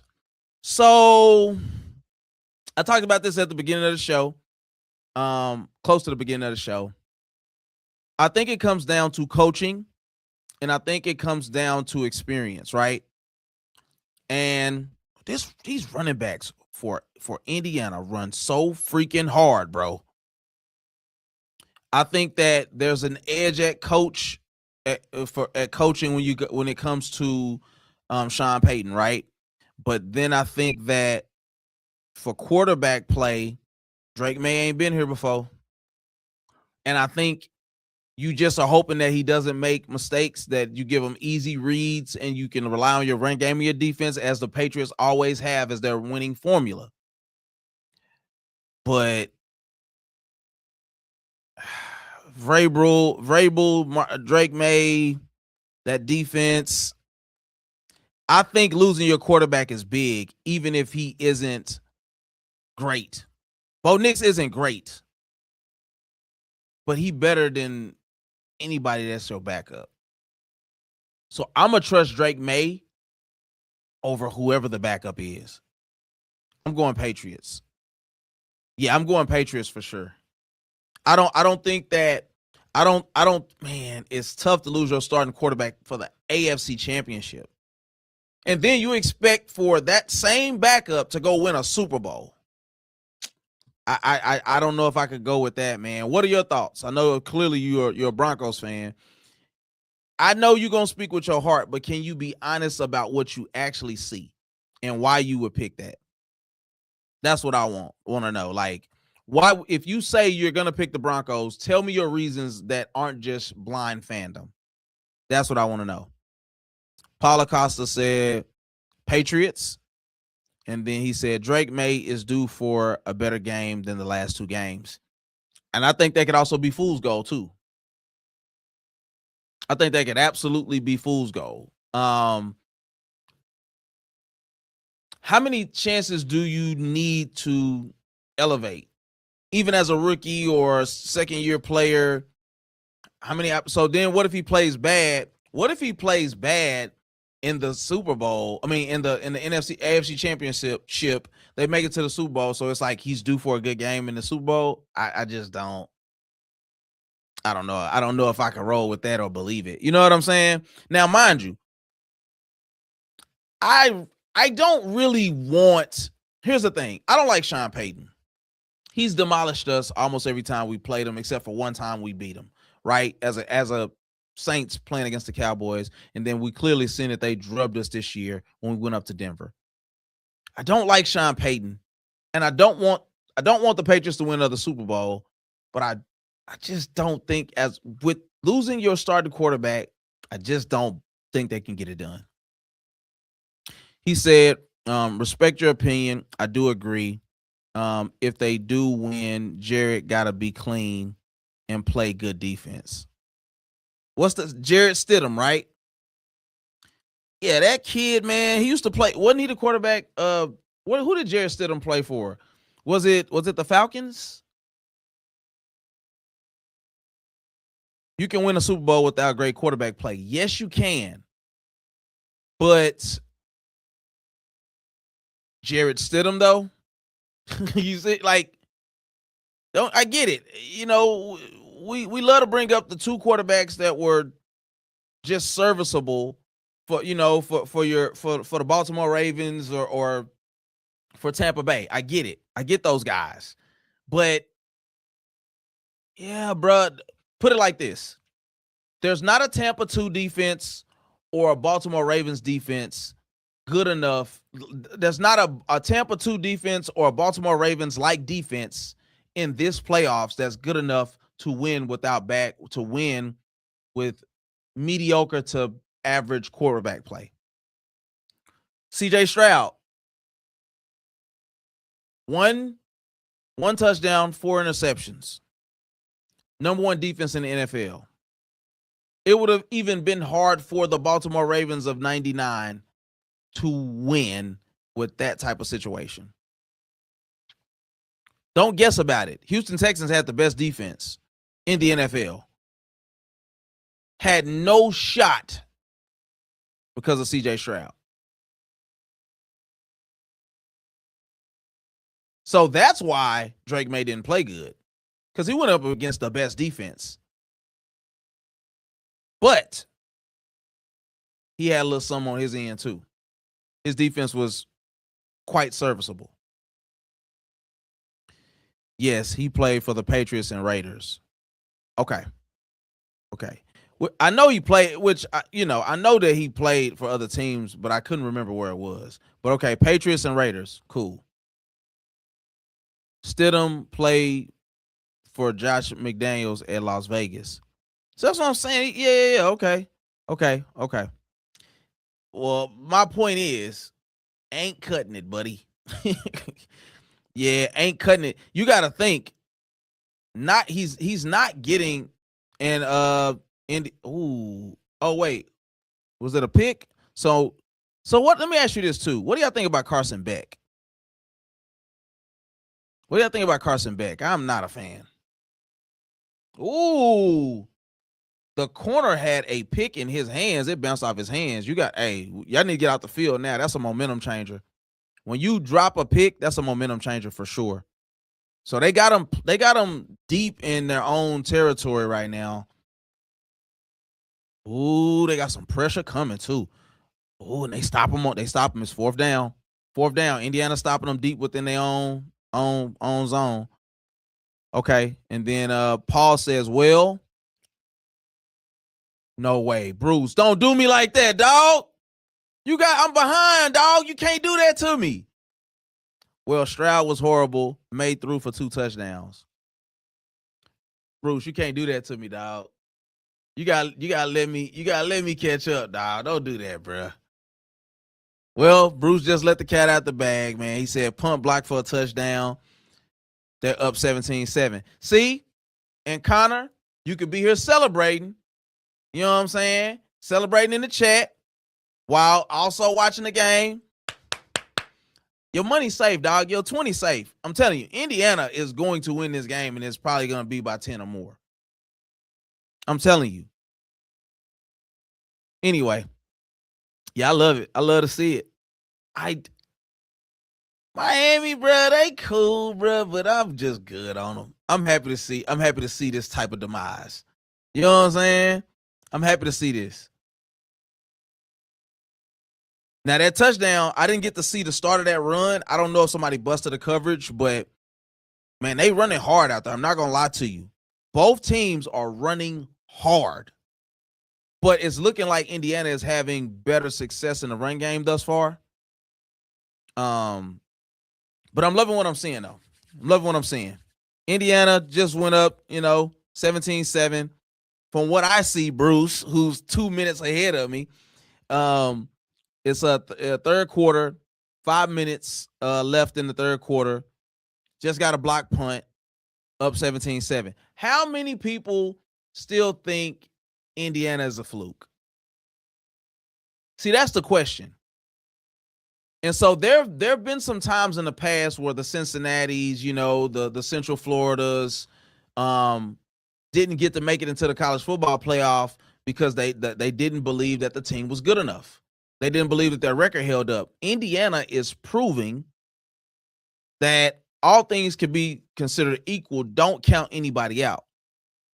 Beat Ohio State, taking care of business. Hey, man. You know what I'm saying? Like, this looking pretty good. It's looking pretty good. So, let me get back on task here. I know we've been talking college football. Let's get back to this Buffalo talk, okay? So, we already talked about this, okay? Your tight end, Dalton Kincaid, led the team in yardage. Khalil Shakir led the team in receiving, in receptions, right? Now we got to get to Sean McDermott, right? So let's pull this up. Sean McDermott fired out of Buffalo after 9 seasons, right? Numerous playoff appearances. Only missed the playoffs 1 time in his tenure, but never made it to a Super Bowl, right? 98 wins, 50 losses. Here's the key factor that we have to see and why it was the better move to move on from him. Turned the Bills into a consistent playoff team, making the postseason in 8 of his 9 years. But ask me what his record was in the playoffs. Ask me what Sean McDermott's record was in the playoffs. Playoffs? 8-8. Sean McDermott did not have a winning record in the playoffs. And when you've had the ability to coach a guy like Josh, it's no reason that Josh Allen should have never seen a Super Bowl under your tutelage. All right, number 4 is running nuts. Somebody got to get a hold of this, dog. Dang, that running back is running hard, bruh. Number 4 for Miami, that dude pack a wallop. Oh, he's holding like crazy. He turned his whole body around, bruh. All right. So I ain't even impressed. I ain't even as impressed with the run. See, that's the type of stuff that can change the trajectory of a game, bro. You can't miss somebody grabbing somebody's jersey and turning them completely around. Boom. Ooh. Ooh. Ooh. DB laid the wood, my boy. Stop playing. No flag either. Led with his shoulder, so can't nobody complain. Number 5 just put a lick on the tight end. And he built like Jason Witten, so he got to be a tight end. Number 87. Turned the shoulder, dislodged that ball, my boy. Dislodged that ball. All right, now come on. There you go. Man, Indiana the real deal, dog. I'm sorry. Indiana the real deal. So, I ain't gonna lie. If y'all like, we can close this out or we can just keep going. I can give you a little play-by-play of the game, but I will end the Buffalo Bills talk by saying this. Sean McDermott is absolutely the reason for the failure of the Buffalo Bills in the Josh Allen era. He doesn't have a winning record in the playoffs. He is a defensive-minded coach who didn't have the ability to stop Patrick Mahomes from getting out of the end zone with 13 seconds left. You found a way to snatch the victory. You found a way to snatch defeat from the jaws of victory. That's the reality. Man, I just said something about Carson Beck, and he just made a crazy throw. Crazy throw. So, yeah, that's what it is. Sean McDermott, it's unfortunate, but it's on you. And all I hope is that the Cowboys don't go out and make a fake splash by hiring a guy like that. Not that I think he's a bad coach all in all, but you haven't shown an ability to get it done. Oh, man, that dude used the ref to get open. Gosh, bro, I don't like that, bro. Buffalo needs an upgrade with their coaching. Superman Allen is about 30 now. And you don't want to look up as a franchise and miss the window that was. You don't want to miss the window that was with Josh Allen. Because we got to remember, the guy didn't play. He didn't have a lot of experience. So he's maybe just now entering the prime of his, entering the prime of his life. So it's something there for sure. But the bottom line is it's not Josh's fault. Josh had a bad game. Not going to argue with you there. But it's not his fault.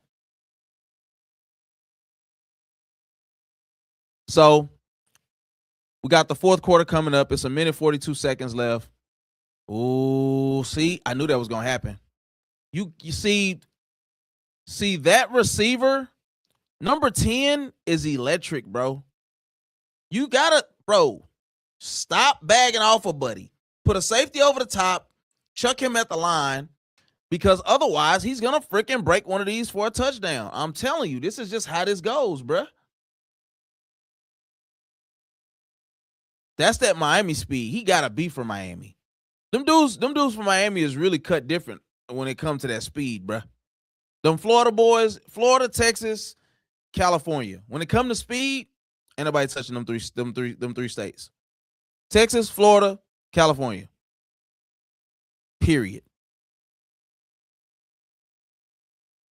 Now, I'll give it to Miami. Miami on some never say die stuff. And this is where the offensive line of Miami really benefits them. Bruce said, end of the third, Miami is threatening. Bro, do me a favor, Bruce. Wait 30 seconds and then say that. Because you about 30 seconds ahead of me. Just wait about 30 seconds and then say it. And we'll be right on the same page, dog. I kind of want to be surprised a little bit, Bruce. Just a little bit. Ooh, man, bro. Bro, this is gonna come down to this is just gonna come down to the wire, bro. What it's looking like. Josh can win you the game, but he can also lose you the game. I have seen it many times. That's why better coaching is needed. Okay, so all right, let me oblige you on this, right? So Josh Allen needs better coaching. Cool. in what ways, given the player that he is now, right? And the way that he is actually wired, we're creatures of habit. It'll be very, very hard to change certain, and not impossible, just hard to rewire certain things about Josh Allen and the way he plays the game. You can only increase who he is, in my opinion, by giving him better groceries to cook with. What do you see a coach doing to better what Josh Allen does and brings to the table as a quarterback? And do you have a certain coach in mind when you think about who could come in there and turn the tide, so to speak, to actually put him in a position to win and really win for once and make it to the big game? Because Josh Allen is the type of guy, I don't see him getting to a Super Bowl and losing. You'd be best off just not letting him get there. He gets there, he ends up with 4 rushing touchdowns, 2 throwing, 150 yards rushing, 300 yards passing. I see him doing something crazy like that. He makes it to a Super Bowl. So what do you see Paul Costa, as what type of coach, and what do you see them doing to actually better what he's been building on as a player? Because Josh Allen is great, as we've already said. So what do you see? So entering the fourth quarter, national championship. And so let me explain what I said, right? Because I put the crying game, right? I said winners cry too. And it's really simple. Whether you win or losing, somebody's going to be sharing somebody's going to be displaying some type of emotion. If you are the losers, of course, you've worked hard to get to the pinnacle of football in that arena, whether it's college, whether it's the pros, right? NFL. And when you look at the winner, oftentimes it's the same expression, right? It's somebody getting to the mountaintop, and they talk, because I think sometimes, man, people think that the difference between winning and losing is the hard work in the off season. And it's like, bro, everybody working hard in the off season. Everybody. Josh Allen is working hard. Bo Nix working hard. Dak Prescott working hard. CJ Stroud working hard. Everybody working hard, bro. What is the preparation of your coaching staff to put the team in position to win?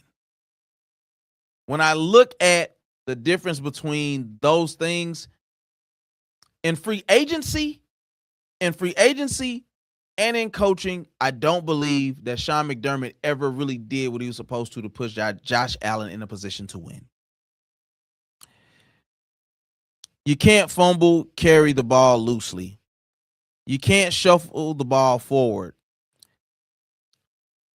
A young Belichick wouldn't tolerate Allen's foolishness. Neither would Bill Parcells.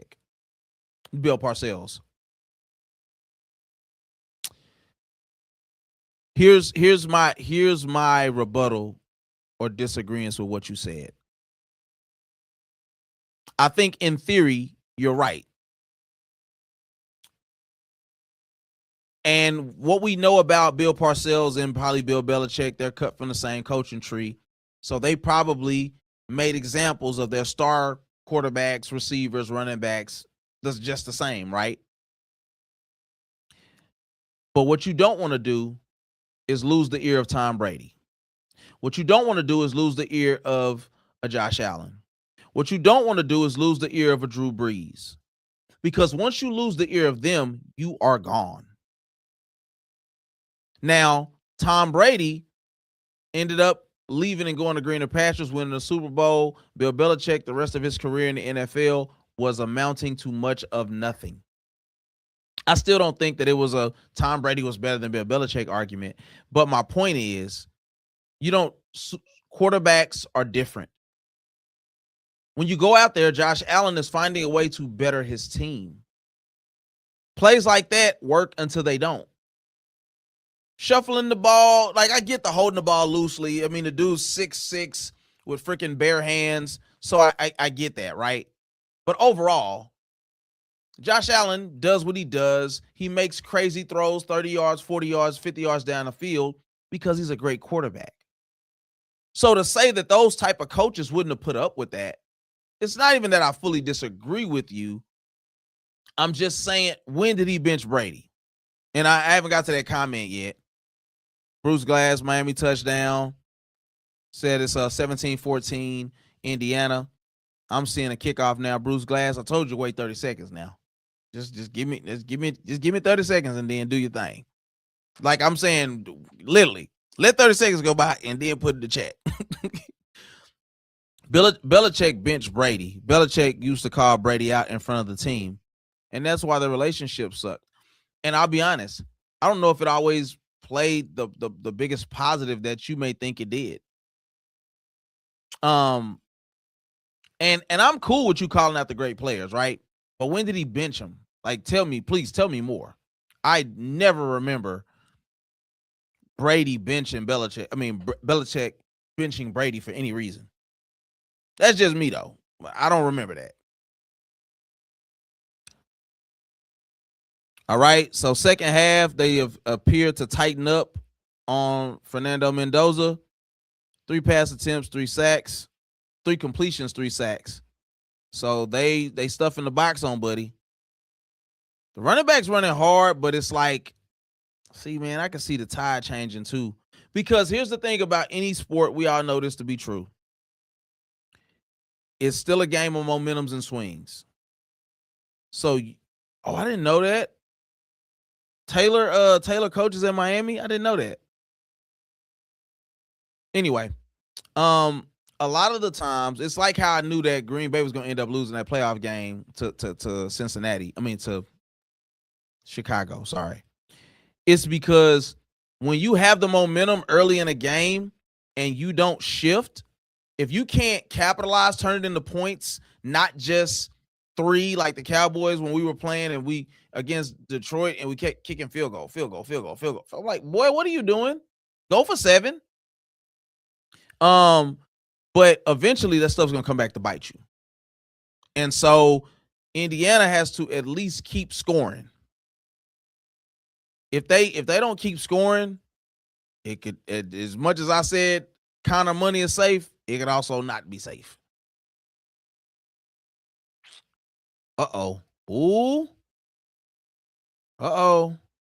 See, you got to switch that up. You got to hit it with a double move or something. It was a broke up pass, but it could have easily also been a pick 6.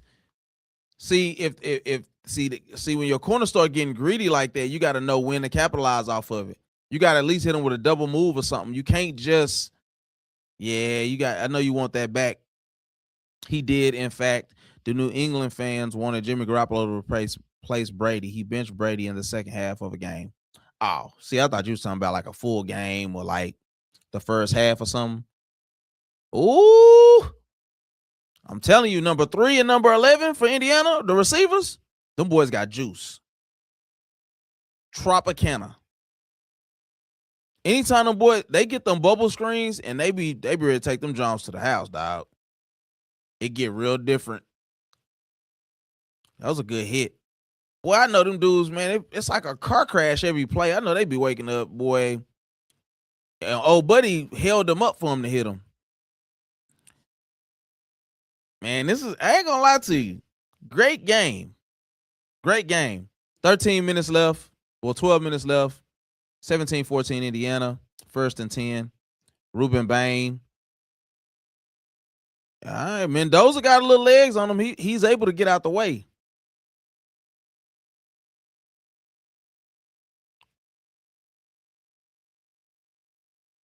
But yeah, so Paul, my whole point is though, I get that, but I would need to know the facts surrounding that game too.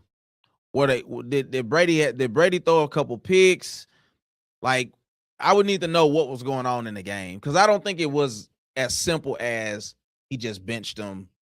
You know what I'm saying? Like, because the fans wanted Jimmy Garoppolo. Now, it was a fact that they wanted Jimmy Garoppolo over Brady. They were actually looking to trade Tom Brady at one point, but it actually didn't work out.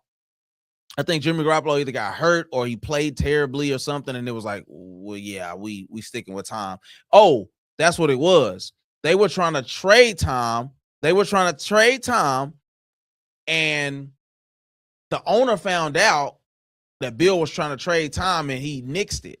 And then they ended up trading Jimmy. That's what happened. Yeah, that's what it was. And hindsight, that was the right thing. Jimmy Garoppolo was regular. He wasn't really that guy.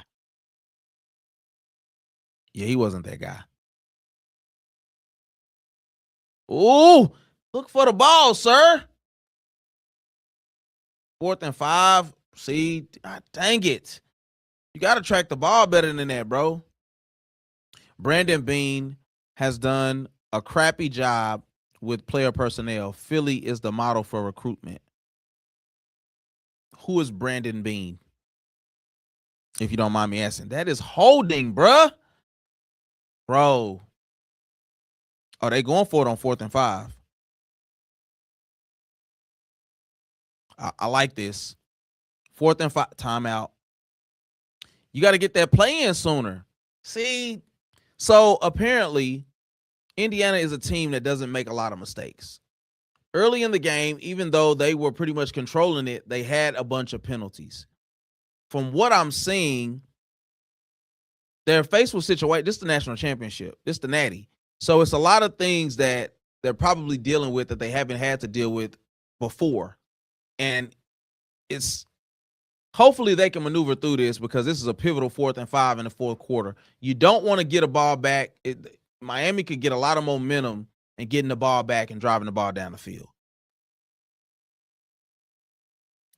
You said Belichick tried to trade Gronkowski to Detroit. Gronk said, I'll retire. Right.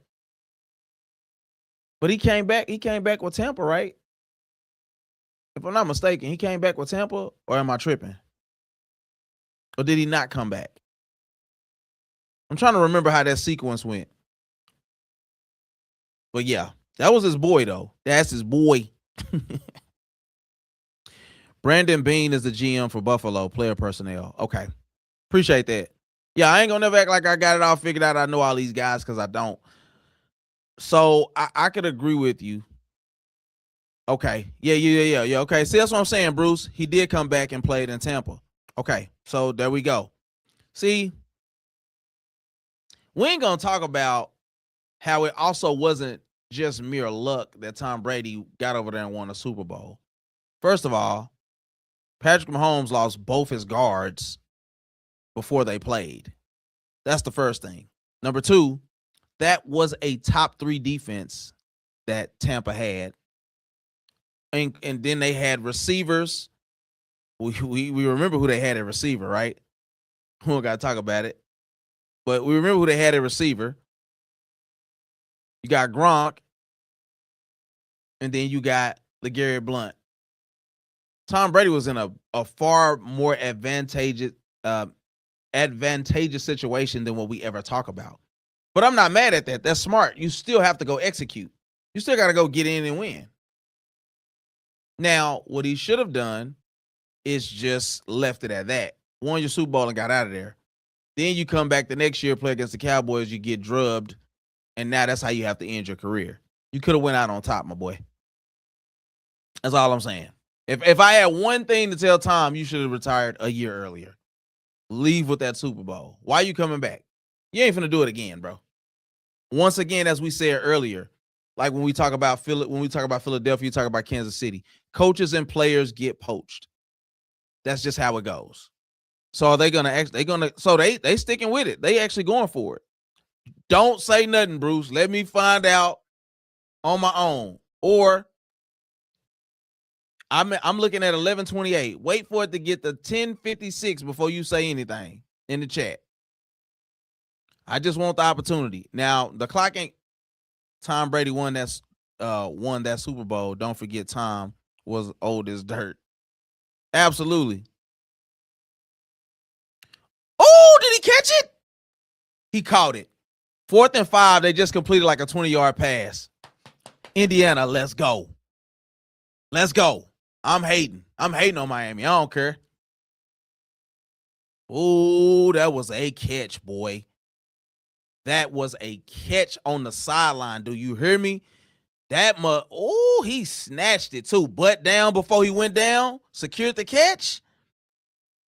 What a throw. What a catch. All right. I'm loving it so far, dog. And they're going to come back to that run game. See, that's what I like. Stick to your guns. When you said 11:28, I was looking at a game clock of 9:27. Dang, Bruce. All right, so let's do it like this. Now I got to make deals. So you 2 minutes ahead. So wait, just yeah, wait 2 minutes, Bruce. Just do me a favor, dog. Just do me a favor, dog. Or okay, let's make a deal. If Indiana do something good, tell me immediately. If Miami do something good, just stall me out, Debo. Just stall me out, bro. Yeah, just stall me out, dog. Hey, bro, we got 8 people in the chat, man. I appreciate y'all for rocking, man. At this point, we just chopping, and the show is done, but we, live analysis of the national championship. If y'all want to stick around, I appreciate it, man. You said I won't tell anymore. So see, now you say it like that, you maybe think something bad happened. But I'm rocking. Paul said the Patriots couldn't trade Gronk to Detroit because he threatened to retire. Then Belichick cries when he gets fired. Like literally cries, or you just talking about like he complained? So do you go for it again? Because he's standing out there. Bro, you need a touchdown right here. And hey, I feel like Bruce just kind of told me something bad. Oh, he's holding. Bro, look at the jersey. He's grabbing his jersey, bro. They gotta stop doing that, bro. I ain't gonna lie, this is getting out of hand. I'm gonna just keep it a bean. I'm gonna keep it a thigh wide with you. I'm gonna keep it a stack million. Like, they gotta call that stuff.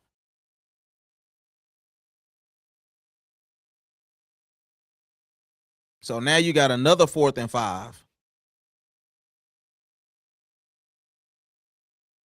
So that means Bruce done already seen what's going on. I guess they talking about the missed field goal from earlier. That's definitely making a difference in the game. But overall, though, even if he makes that, if everything still goes the same with this game, you're looking at a top ball game. So do you want a field goal or do you want a touchdown if you're Indiana right here? Let me know in the chat.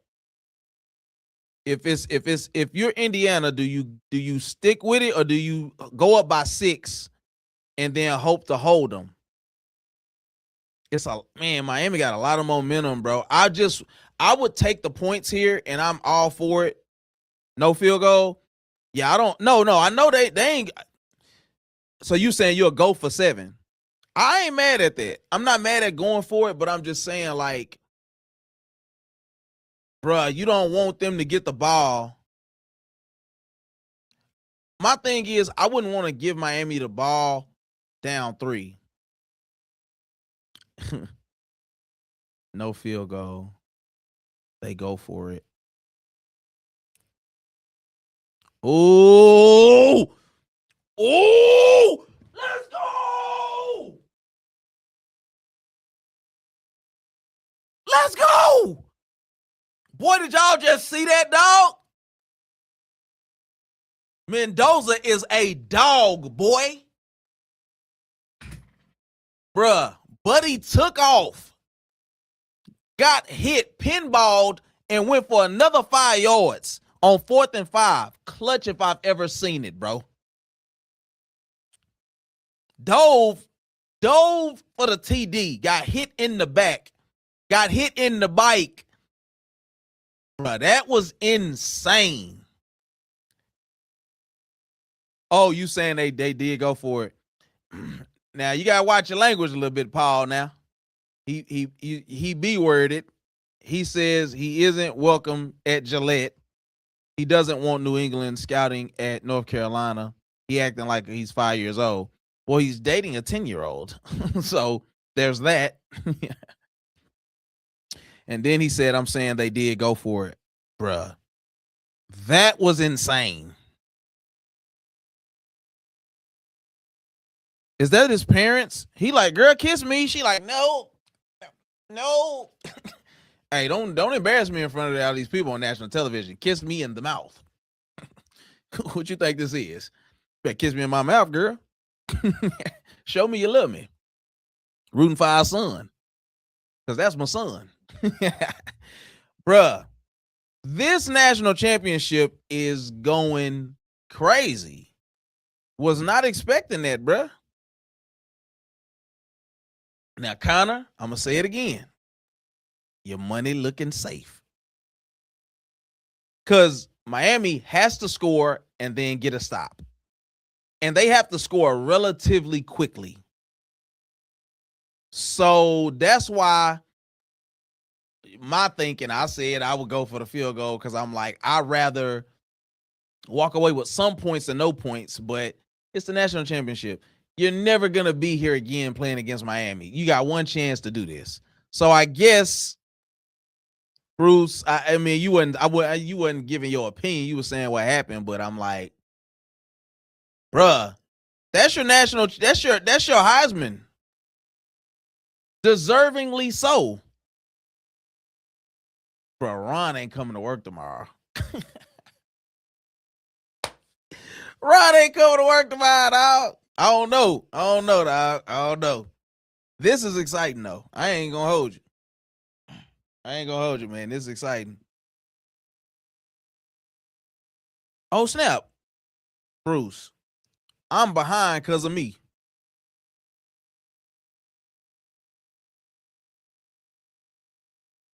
All right, Bruce. So fill me in. What's your time frame now?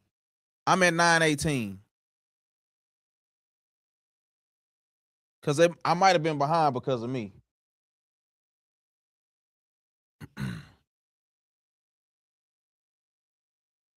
Did the ball come out? I was finna say. All right, so I'm at 9:11, Bruce. Where you at? Paul said the Raiders got a solid player with Mendoza. Yeah, I ain't gonna lie to you though. I do wonder how that translates. I wonder how he translates to the next level. Mendoza. You got a holding penalty just now, so it's 24-14, 9 minutes left. You said his money is probably safe, but I would not lay 7 points on this game. Yeah, that's too close for comfort, man. And I think that's where Vegas gets you, right? Because they make it to where it's too easy to lose by 6 or 8. You know what I'm saying? 6 or 9 rather. So or less, to be honest. Basically, it would be so easy to lose to for any team to win by less than you know what I'm saying, by within 3 to 4 points is what I'm trying to say. I'm stumbling over my words. But all right. So Bruce, once again, I'm looking at the clock at 9:11. Where you at? Just tell me right now whenever you get this, because I want to see how close I am to you. Because apparently I didn't know I could skip ahead on my phone. Ooh, dump off. Number 10. Boy, you better tackle that dude, bro. 8:30. Okay, so I'm about 30 seconds. Okay, I ain't mad. I don't think I can skip ahead no more, though.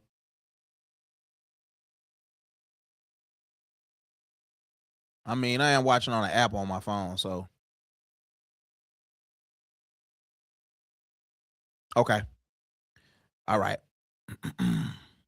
That's cool. Hey, look, I appreciate it. If you delaying putting it in the chat for me, I appreciate it, dog. I ain't gonna lie to you, I appreciate it. At the end of the day, I'm like, I can see it, and it is what it is. It ain't gonna change the fact. You just be wanting to watch it and be genuinely like, did you see that? So can Indiana get a stop here is the question. Indiana has this game. I believe it. But look, the linemen are standing up. So here's the problem, right? Did you just see those linemen? And I know y'all seen it before me. Those linemen didn't get no push.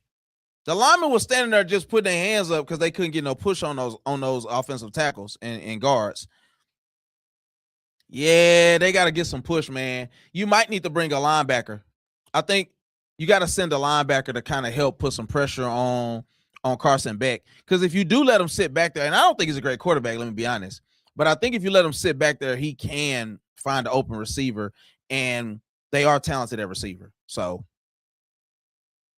y'all probably looking at it's probably about 7 minutes and some change left, and he just threw it deep. I'd be concerned. Ooh, that nigga. Oh, excuse me. Okay, I thought he caught that. Pardon. Ooh, I thought he caught that ball, boy. It hit the ground. I was like, oh, buddy.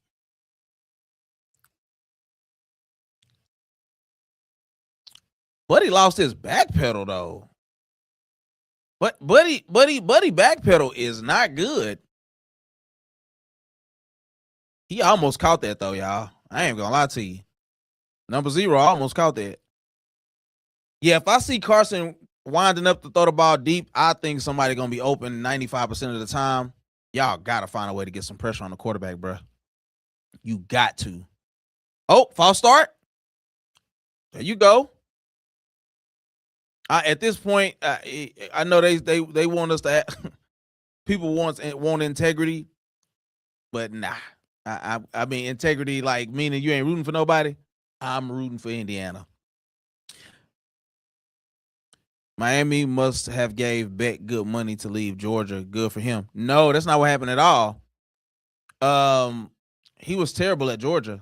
That's just being frank. He got hurt, right?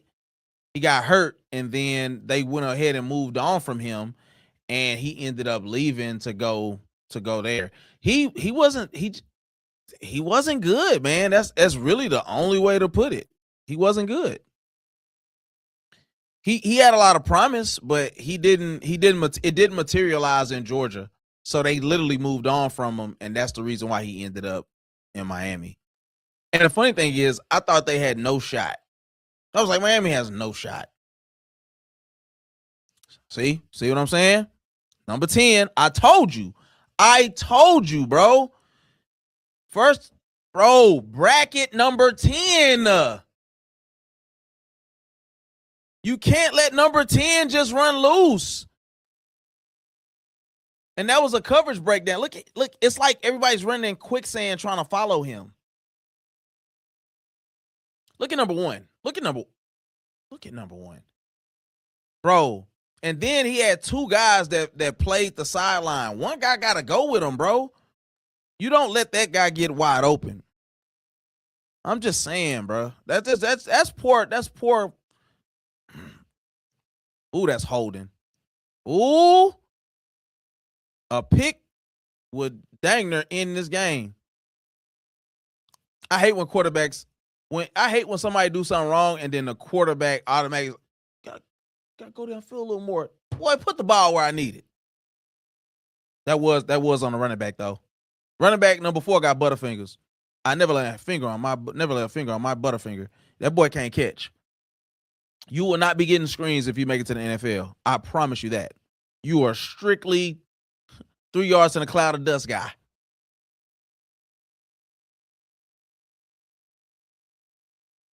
Ooh, wait.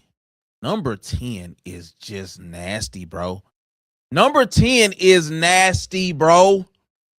He is showing you. He's showing you why he's going to end up going up the draft board. Oh, yeah. I'm interested to see what Vash Lombardi has to say about him. Malachi Tony.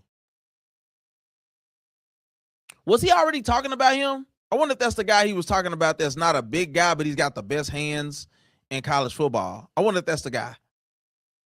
Because the name sounds familiar.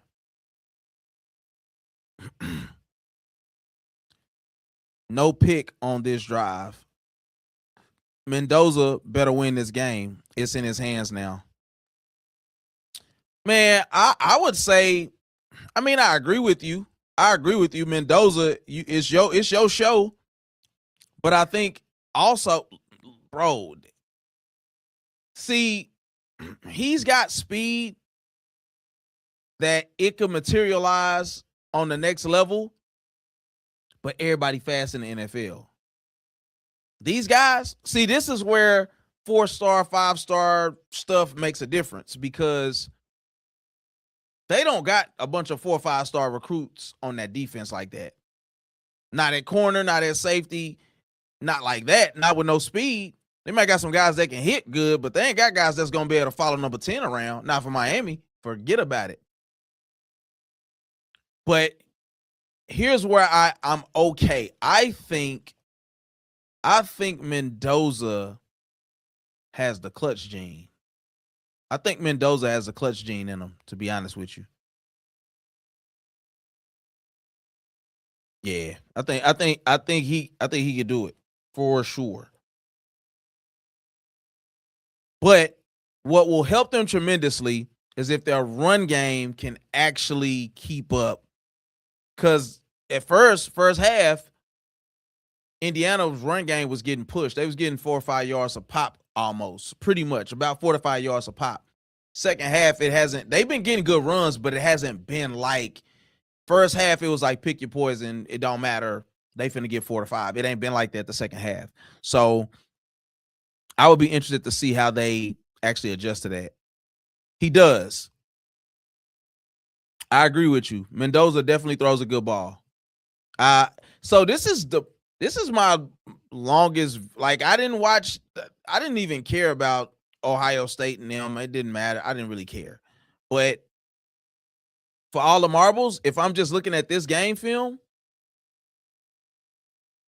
that's probably one of the better quarterbacks in college football this year. A better version of Tim Tebow. Because he has the size, but he can actually throw the ball consistently. Would anybody disagree with that assessment? Better version of Tim Tebow, because he could take a lick and keep on ticking, but Tim Tebow was mainly based off running the ball. He won't do nothing but throw you a slant. He gonna throw you a slant or an out route, a dig or something. He ain't finna throw you. Tim Tebow wasn't finna diagnose no plays and start chucking the ball around the. No, Tim Tebow is going to get the ball to one of those receivers in space and let them create, or he was gonna run the ball. Mendoza appears to be a better version of that. Yeah, they showing they win against Iowa in September. These receivers are great run after the catch guys. Number 13 got dog in him though at receiver. Ooh, number three and number 13. Yeah, his receivers are like that. Let's be clear. His receivers are like that. The Patriots have 12 picks in the upcoming draft. And here's the funny thing. They've done so, I ain't going to say well like they are the best at drafting. They are the best at accruing draft capital that they probably still had a bunch of picks from when Bill Belichick was here. Was there, rather.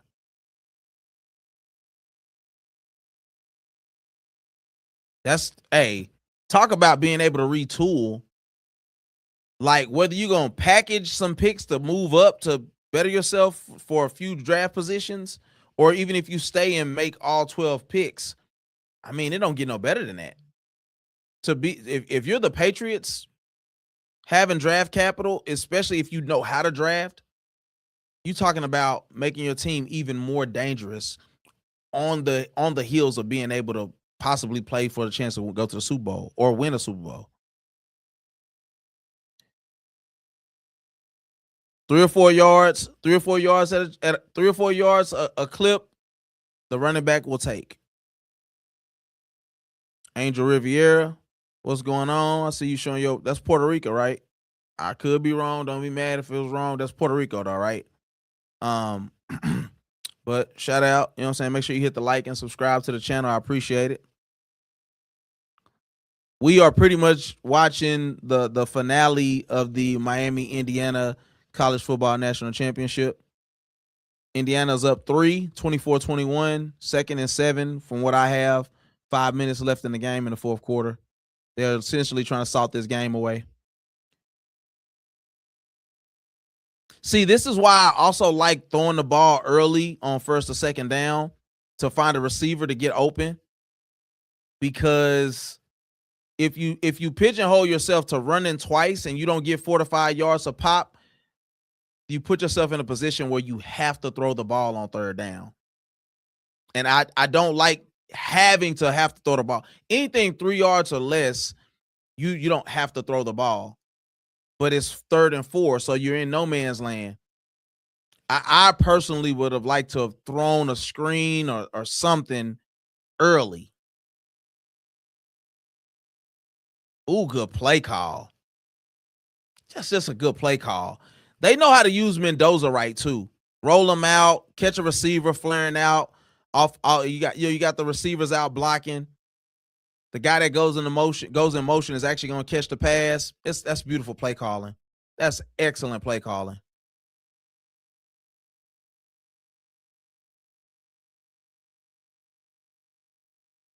Paul said the Patriots got Travion Henderson in this past draft. He's very good. Kyle Williams, another good one. They had a good draft. Well, that's good, because I'm gonna be honest. I don't think the Patriots are always the best at drafting guys. I think they were good at getting guys that just fit the scheme based off of like work, hard work, certain mentalities. They didn't always, like, a lot of those guys weren't just great players. They just were able to make the best of the guys that they were able to fit into their scheme and system. So if they're actually able to draft, and mind you, I think it was a window where they drafted really well, but if you're saying that, and these are top guys, like getting that corner from Oregon, Christian, that was like a great pick. That's a top tier corner. You know what I'm saying? So I ain't never mad at that. See, this is what Indiana should have been doing, what Miami's doing now. They know that they're either gonna have to send pressure right up the middle to affect the quarterback's, vision and ability to step up into the pocket, or you get a head start on getting to the running back by sending pressure. Bruce says, so if Sam Darnold somehow takes the Seahawks to the Super Bowl, how do you think the Vikings feel about that after letting him leave when he had a decent season with them last year?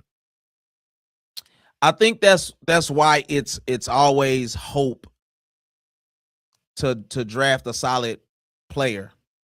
It's always hope to draft I'm sorry. I'm looking at this game at the same time, and bro, he keeps stepping up and making great throws. And the receivers are laying it all on the line. Hold on. You said Vikings? I don't think the Vikings really care because they got Brian Flores. Now, if you're not happy with Kevin O'Connell, then that's a whole nother conversation. But they still managed to have a top tier defense after the fact. So I get it, but I think they'll live with the result. You know what I'm saying? Great drive by Mendoza. Absolutely. Salting that game away, baby.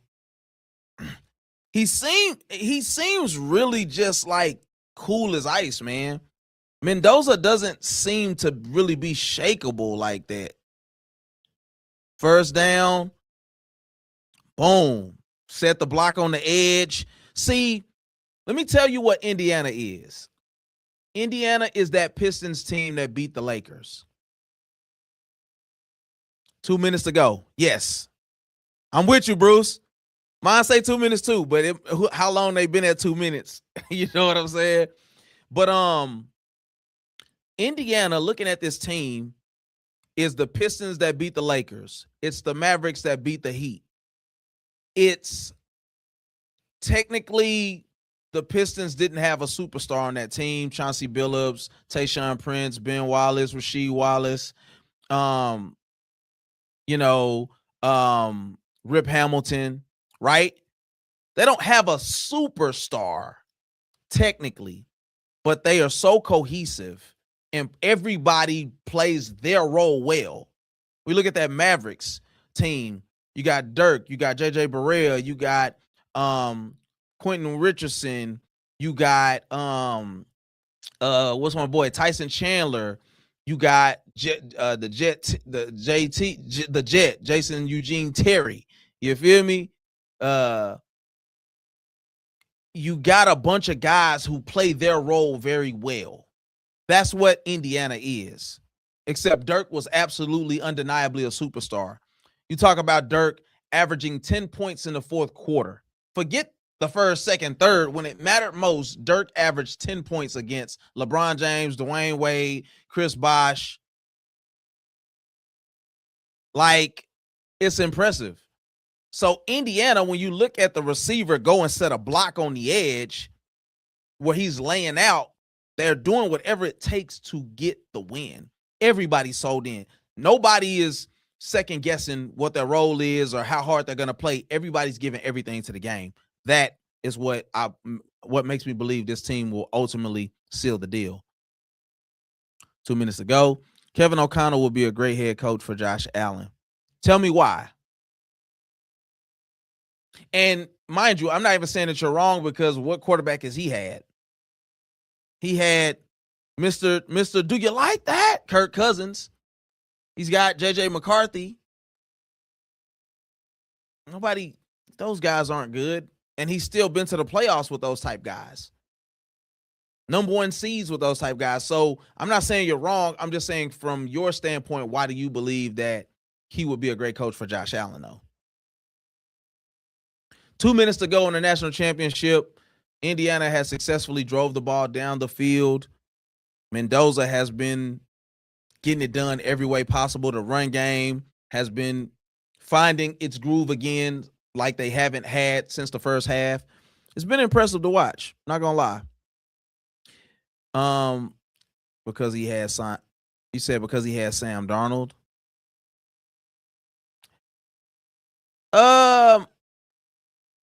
Oh yeah, he did have him for a year. But then what happened in the playoffs?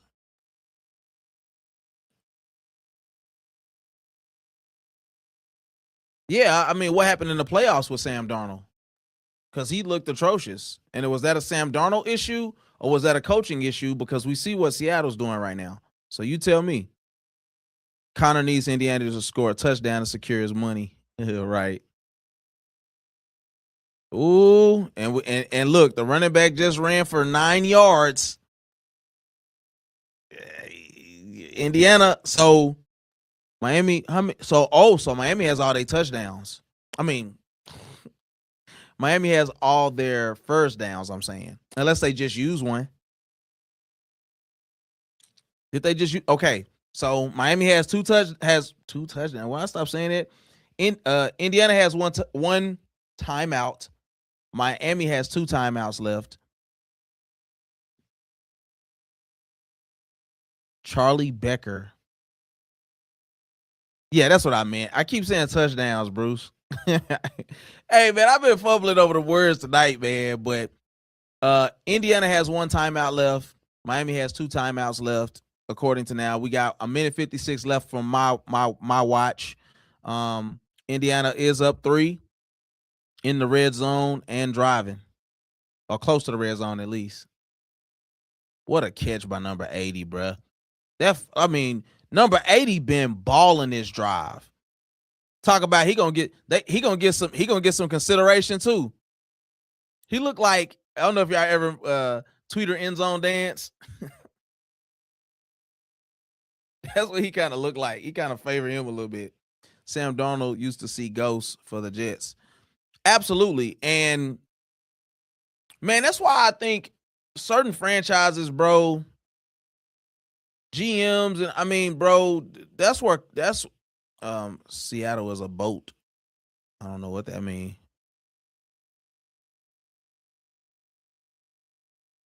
Must be a false start. You can't make them type of mental mistakes this late in the game. Sheesh. Yeah, he used to see ghosts with the Jets, but he's a long time away from that. He's a long way away from that player. Nobody thought he was going to be able to revive his career like he did in Minnesota. And then he doubled down because they didn't want to pay him. Went to Seattle, and now he's playing for the chance to go to a Super Bowl. The NFL, the NFL is crazy. All right, so they're at the 19. I would run the ball here too. At this point, I want you to use your timeouts. Carson Beck, you might well go sit down, bro. So they just used another timeout. It's 3rd down and 5. Man, let me tell you how I would be going for it no matter what here if I'm Indiana. It's 3rd down and 5. I would do that play again where Mendoza rolls out to the left or right. The receiver goes in motion, but this time I would have the receiver still flare out, but I would see if they're gonna bite and have the outer receiver go deep for a touchdown.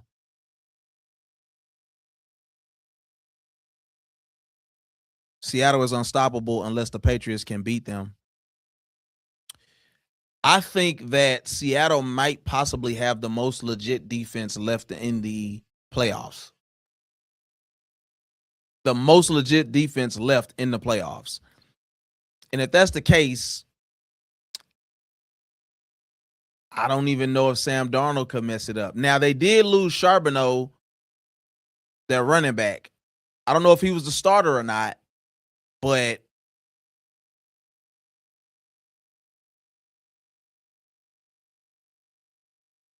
so it's 4th down. They're going to make them use another timeout. I wouldn't have did that run play. I don't like that run play, bro. I do not like that run play. I ain't going to lie to you. 1:47. Look at me. I'm doing it again. I was going to say, I take the points. I was going to, bruh, I need to take them 6 points, bruh. But I think they haven't stopped them.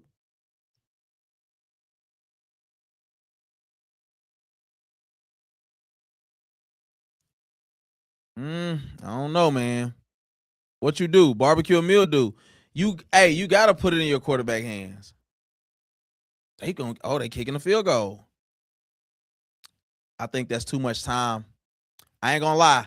I think that's too much time. And Connor, you ain't getting your money either. Even if they win, that's 6. I think you should go for it.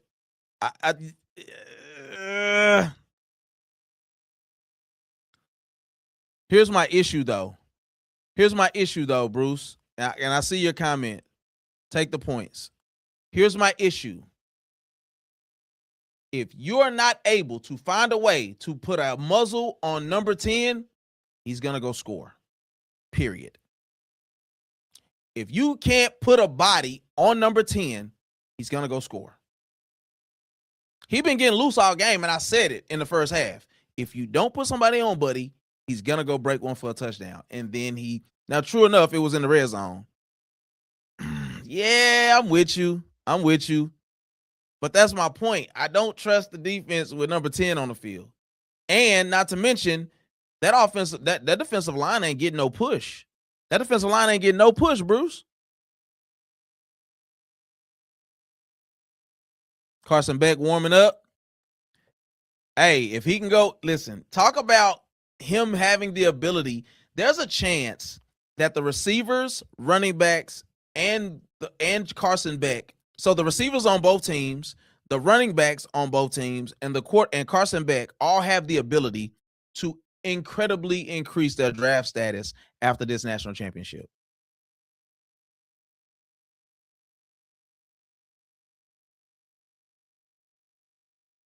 Well, this is what Carson Beck wanted. An opportunity to win.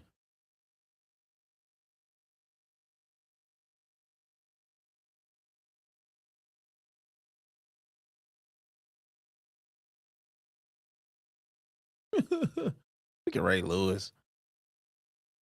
Dressing in Miami colors is wild. I'm sorry. Just don't do it. Don't do that again. If you go for it, you miss. If you go for it and you miss, you only up by 3, and they don't need to go very far to get a field goal by taking the points. They have to score a touchdown. And that's what I'm saying, though, Bruce. I'm with you. I know that. I'm with you. Delay a game. Look at Crystal Ball. Don't slam that headset. Hey, give him a penalty. Why you keep letting him slam his headset? 1st and 15. Let's go. 1st and 15, baby. Down 6. Minute 42 left. 1st and 15. Carson Beck. Pressure. Oh. Pressure. And he flips the ball forward with a Josh Allen type play. To no avail. This is where you need your defense to get pressure like they never have before. Buttholes get tight when it get late in the game, dog. Carson Beck with a dangerous toss. You're not Josh Allen. That's my only argument. Talk about he blew the center up. Dunked him on his head. That's when you get dunked and you like, ugh. That's the noise that come out when you get dunked. Like, trust the defense. Yeah, I feel you. Number 10, somebody better get there. Carson Beck seeing ghosts and he just got lit up. Ah, come on, bro. Here's what I don't like either, bro. Every time you hit a quarterback hard, bro, they call roughing the passer. I didn't see the call, so I'm going to see. But I ain't going to lie. I'd rather stick them than not. Pause.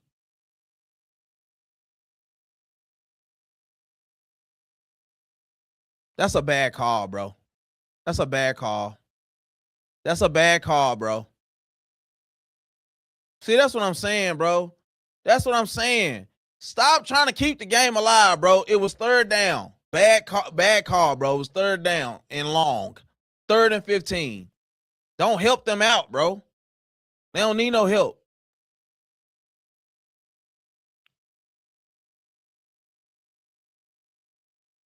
See, that's nonsense, bro.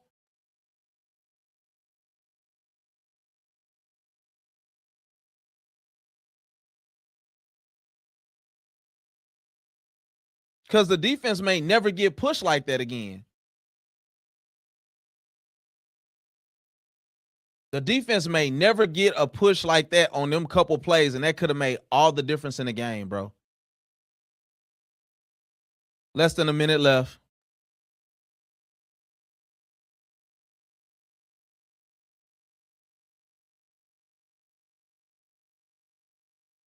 Second and 3.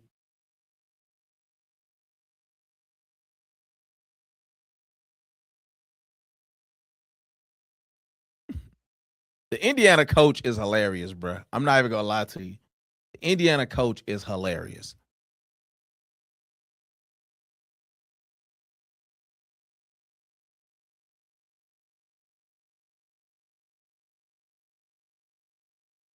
You could tell he's a leader, though. So that's what I can say about the Indiana coach.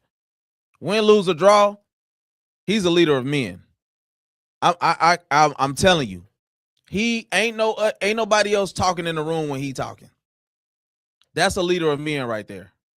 Point blank, period. Man, it's down to the wire, dog. This is what you call a national championship game, bro. And I appreciate whoever been tapping in. You know what I'm saying? I know it's a lot of people that could care less about sitting on a live stream, watching somebody else talk about the game. But I appreciate everybody who done tapped in. You know what I'm saying? Who hit the like, who subscribed, shared this with somebody, hit the notification bell, all that stuff, man. I appreciate y'all for tapping in with the kid. So 1st and 10, 50 seconds left. Carson Beck with a chance to go down in infamy. You get to end your college career because you know you're like 42. Uh-oh. And it's a pick! Let's go! Let's go! Out of there! Out of there, boy! He took his helmet off. So you're going to get a penalty for that. Yeah. It's over with, though. It's over.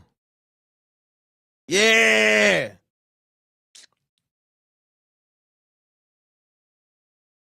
It's unsportsmanlike for taking the helmet off. It ain't no penalty against Indiana. Unsportsmanlike. But the pick still stands, baby.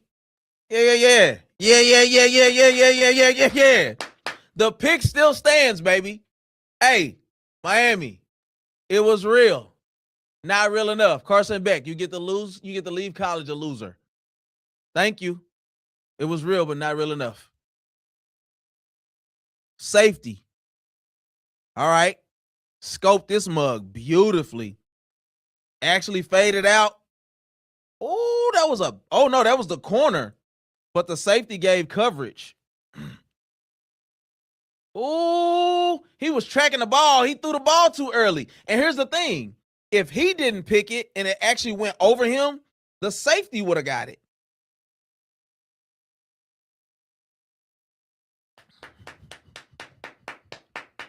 Oh, this is beautiful. This is beautiful. One more kneel down and it's over. One more kneel down and it's a wrapper. It's a 2-second difference between the play clock and game clock. Yeah. One more kneel down, it's over, baby.